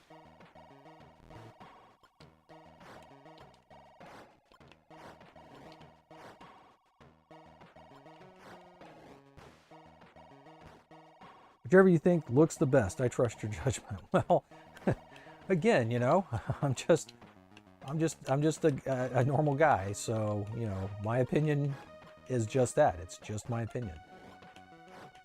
What is important is what the client thinks looks good.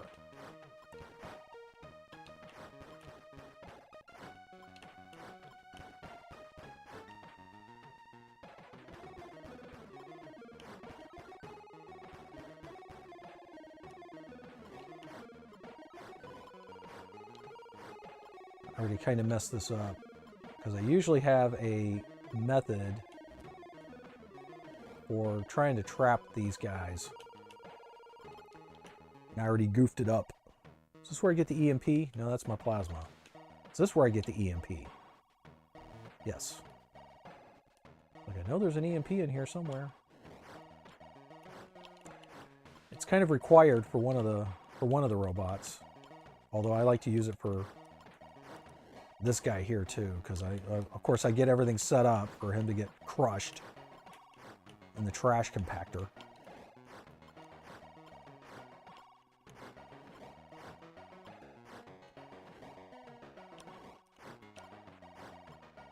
By the way, I'm using a Genesis controller with a Mega 78 adapter, and it's an original Genesis controller with quite a number of years of use on it. So it's kind of noisy and even a little clicky.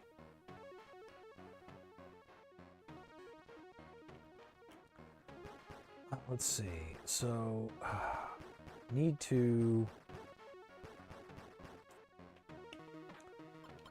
I could just do this. He's going to get hit by the bomb anyway, and it won't destroy that thing.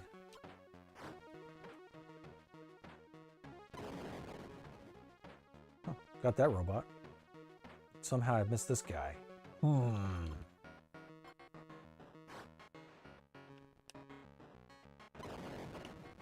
Okay, finally.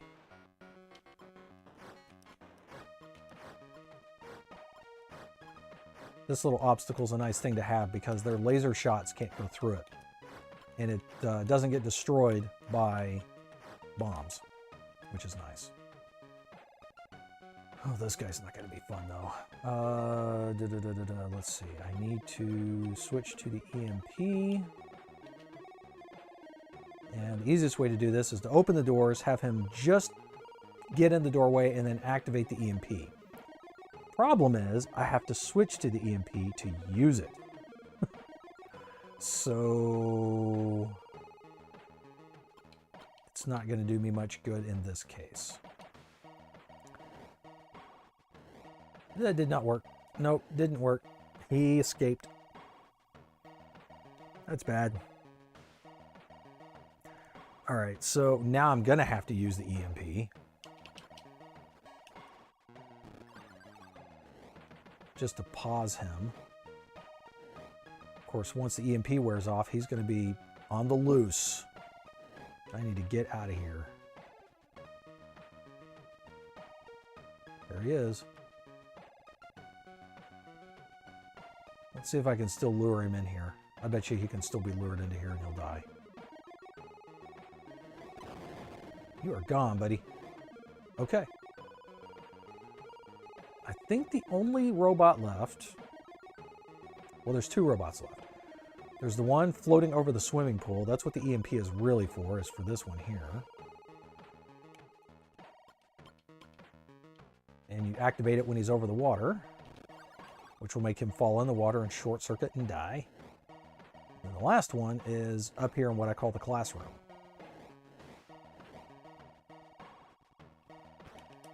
Or maybe it's the dining hall. I'm not sure what to call it.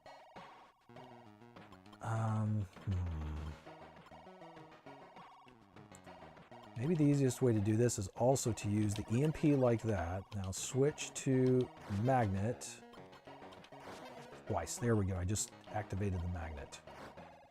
Okay, now he's going to try to run around. Whoops. Let's get him into, come on. Aha. I want him getting out.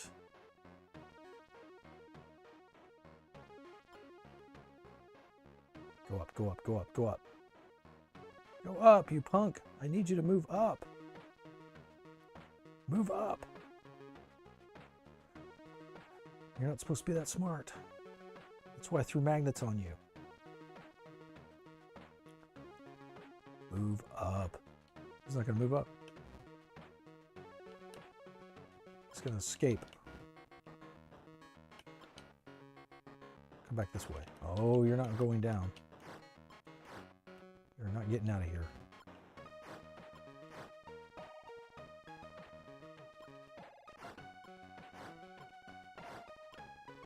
But I need him to be trapped essentially between tables because I have to use the, well, I don't have to. I usually use the plasma gun on this guy, which only takes like 2 shots to kill him. But the problem is the plasma gun does basically splash damage.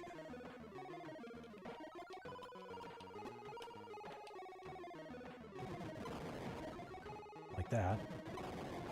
Come on, get in the way, get in the line of fire, buddy.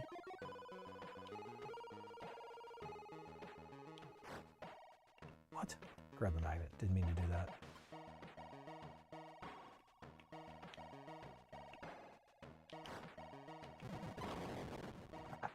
There we go. I think he was the last one. There's another med kit here. Yep. Pretty sure that's... Here we go. Oh. Don't mind me, just breaking glass behind me. It's almost 4 o'clock, so it's almost been about 2 hours. But anyway... I think people have got a pretty good idea. Again, from most normal cartridges and from the 7800 GD and the Dragonfly, I didn't show the Dragonfly today, but I have tested it. Most of the games are looking great and work really, really well. And what little bit of glitching is present, I don't know is a huge thing, because honestly, I do still see even occasional little glitching like that, even on the other digitizers that I've used. But it's so minor, it doesn't impact or bother me whenever I'm playing, and it still looks amazing and far better than anything else we've had. So I've been quite happy with the performance of this so far. One game that's still, besides Rikki and Vikki, which again, you haven't seen Rikki and Vikki, I guess I...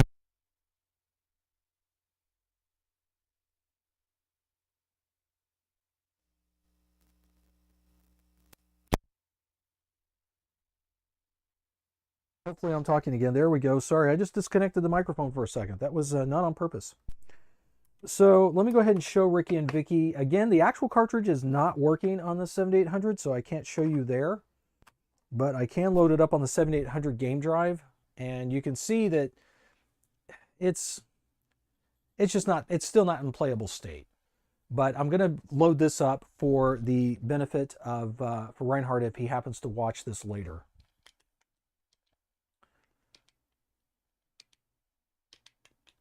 Okay, so let me go ahead and get Rikki and Vikki loaded up. It starts off nice. The Penguinette logo looks good, which it didn't last time I tried this, but then this is where it falls apart. So, yeah.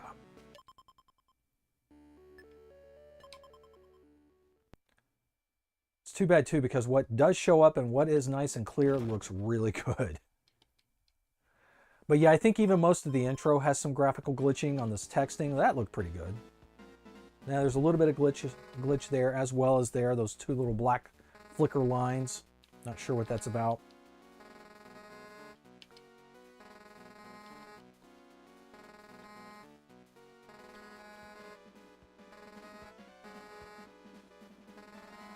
Just trying to skip through to get into the actual gameplay. That last one, the text was all messed up.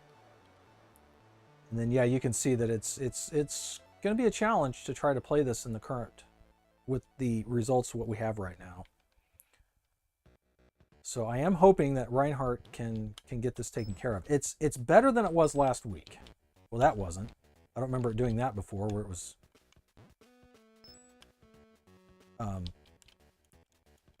switching out there on the, oh man, come on.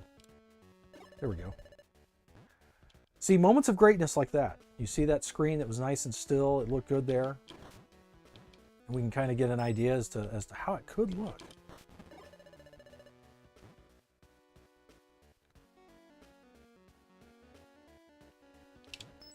Okay, I don't want to send anybody to the hospital on this, so I'm going to go ahead and stop that.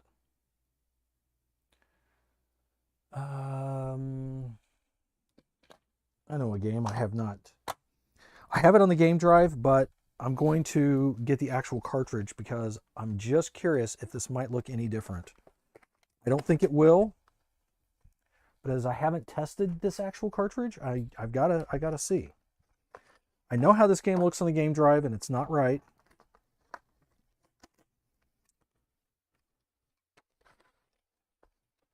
I don't recall testing this, like I said, from an actual cartridge yet. So let's pop this in. This is another one of Bob's games. It does use 320 mode. And the main issue with this one is the title screen. And the title screen is still goofed up. So yes, this is Baby Pac-Man. But only the title screen is affected because you can get into the normal menu and this plays fine. This looks good. And the actual game screen now looks correct. When I was testing this last week, this did not look right. You could make out what was going on. You could see the ghost, etc. But it didn't have the colors. I think the pinball portion looked okay. Well, that was short-lived. I think the pinball portion looked okay when I was testing it last week, but this part, which is definitely using the 320 graphics mode, did not. But again, a lot of the 320 mode stuff is implemented and seems to be working quite well. And yeah. This is, I don't know how Bob does it. I've seen him do some amazing high scores with this game. Granted, he's the developer, you know, of course he's going to know all the tricks and everything because he programmed it. But still, this game is just crazy difficult, I think. And I'm not very good at the pinball section either.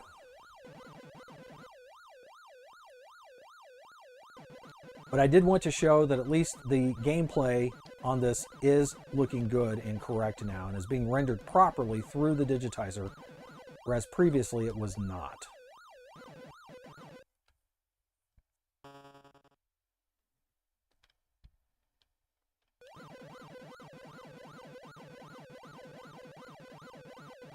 This is also the first time I've noticed, I don't know if that's intentional, but I've just noticed that there are two shades of colors on each dot.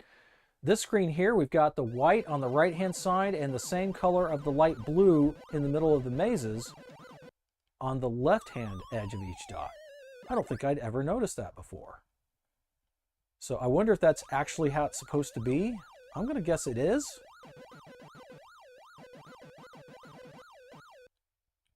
I don't think that's a rendering issue with the digitizer. That would be a weird thing for it to not render properly when the rest of the game and the rest of the sprites look correct. That was a very short-lived version of the game. Baby Pac-Man was crazy difficult in the arcade too. Yes, yeah, I know it's just living up to what it's supposed to be, which is a difficult game to play. I get it.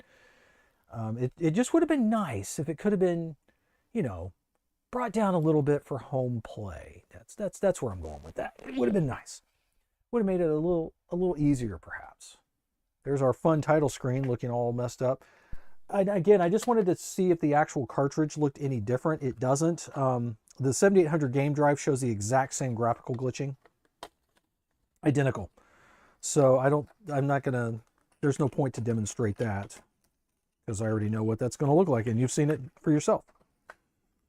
I do know one thing I should show. I didn't show enough of this kind of stuff last time, or maybe I did. I don't remember. Come on. I'm putting Baby Pac-Man away, so I apologize. And I will need to end the stream pretty soon because I do have work to get to. I've got other consoles I need to be working on. I'm neglecting those systems. Not on purpose. I just wanted to spend some time to try to get some testing done, show some folks where the digitizer is at on the Maria, on the 7800, which is honestly pretty impressive. Even in its current form, we're real close. It's just about there. Let's see if I can get this game to work. I should. I know it works on my main 7800. I just haven't tested it on this 7800. We already know this 7800 is apparently picky.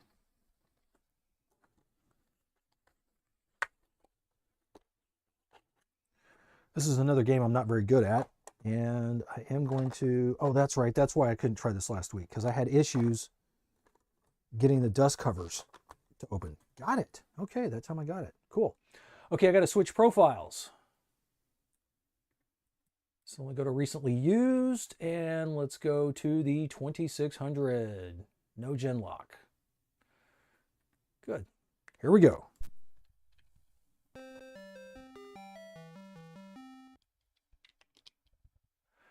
Tutankham Arcade.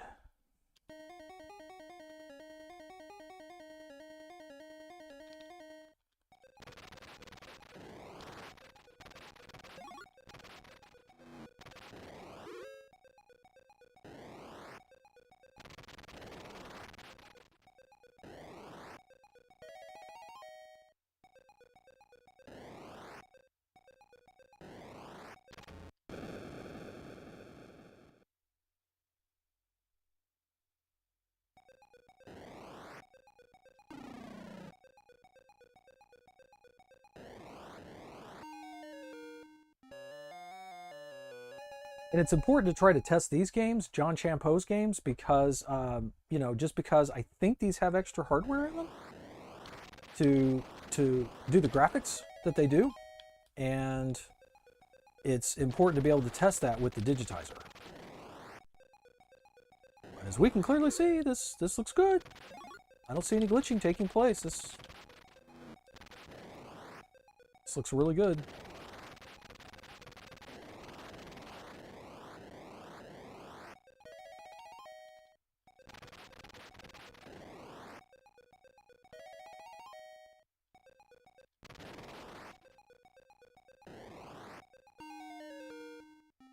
It's only one key though. This one requires two.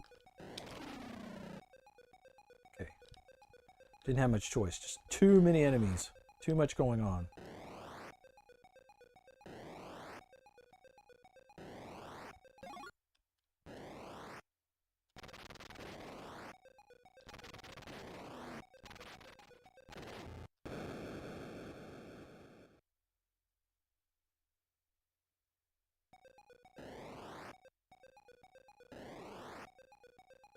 The arcade name in John Champo's games does live up to arcade. That's right, this one's on the bottom. There we go.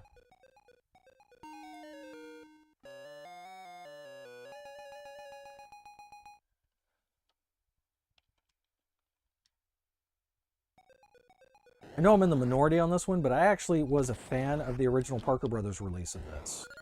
And the reason is because I didn't know about the Parker Brothers version of this game when I was a boy. I think the only Parker Brothers games I knew about when I was when I had my 2600 was Frogger, of course. Oh, I take that back. I knew of more than that because I had Frogger. Who didn't have Frogger? And I had Spider-Man. And I think a buddy of mine had James Bond, which I would borrow sometimes to play. But I did not know that they had released a version of Tutankham. And so I was, I remember finding it in a pawn shop in the very late 80s. Just amazed that it existed. And I was like, oh, that's kind of cool. I got to check this out. And by the way, this was during an awesome time to find old Atari games because this pawn shop only wanted like $1 for most of their Atari games. In fact, that's how I discovered Pitfall II. Was from this pawn shop. I had never known that Pitfall II existed or had been released. And then suddenly I find out about it. And it was like $2, I think, for that cartridge. Bought it, took it home and was blown away. I was like, what is this? This is my Atari doing this? Anyway, but I also had Tutankham for the Parker Brothers version, and I played it a lot, and I thought it was actually pretty good. I got to be really good at it. It's not particularly difficult, not like the Champ Games version, but still. Okay, well, it is at least 3 o'clock or 4 o'clock, if not a little bit after. It is. It's about 5 minutes after. So I'm going to go ahead and stop the stream at this point. But I thank you guys for hanging out and for checking out the current updates. Again, it's getting closer almost every day, it seems like, with getting the MARIAdigitizer to a, I guess what you could consider a releasable point that it's good for both PAL and NTSC consoles. And everything you're seeing here is on NTSC. This is an NTSC 7800. So yeah, I'm excited to get this, to hopefully get these issues resolved, because I do think that of all of the other digitizers, at least the ones that I've been paying attention to, that Copper Dragon has created, I think this one's going to be a big one. I do think this one's going to be very popular. If the stick digitizer for the Intellivision's anything to go by, this one I could really see getting a lot of attention, because now you get HDMI output on your 7800. You get the compatibility of the 7800, but it would have better output than even the Plus consoles. And you could use flash cartridges. Big deal. That's a big deal for a lot of people as well. So yeah, I'm excited to continue testing and checking this out for Reinhardt whenever I can between console service requests. And hopefully the shipping issues will be resolved so that once this is ready to go, it'll be available for folks to be able to buy and be able to install into their consoles. So thanks again for everyone that came out to hang out in the chat and sort of ask questions. And Mark, enjoy the Intellivisions. When you get a chance, fire them up. Be sure to reach out to me through email or through my Facebook chat messenger if you have any questions, and I'll do my best to be able to answer them and get you up and going. I believe I pretty much have everything in place on your digitizer setup though, so it should be pretty much about plug and play. Hopefully you don't have to do any of the crazy adjustments that I mentioned in the video, but if you do, you've got the videos to refer to, or you can ask me and reach out. Great stream. It's a ton of progress on the MARIAdigitizer. It is. Can't wait for a final NTSC capable version. It's really close to work. It's really close where it's at. The 2600 side is done. I mean, this is, yeah, it's playing Champ Games just fine. Every 2600 game I've loaded on this and tested, I haven't seen any issues with.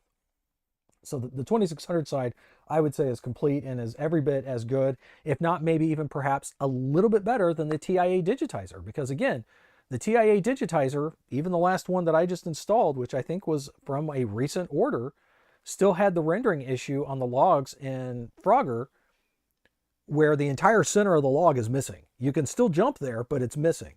At least on the 2600 profile and through the MARIAdigitizer, the logs are being rendered, even if there's a little bit of weirdness when they first enter and exit off the screen. But aside from that, it doesn't affect the gameplay at all. And that's a better experience. And like we can see here with Tutankham Arcade from Champ Games, this looks great. So yeah, exciting times to still be an Atari enthusiast like myself and most of my clientele. All right. You guys have a great rest of your Saturday and weekend. And I don't know if I'll stream. I don't stream that often, as anybody that's that follows me or follows my channel knows. It's kind of rare for me to do any sort of live streams, but I know that the MARIAdigitizer, people are anxious for it. They're interested in it, like myself. And so, and when I have permission, Reinhardt gives me his blessing to be able to show what the current status is to people. I'm happy to do so and to let them know where we're at. All right, enough talk. You guys have a good rest of your weekend, and I will catch you guys another time.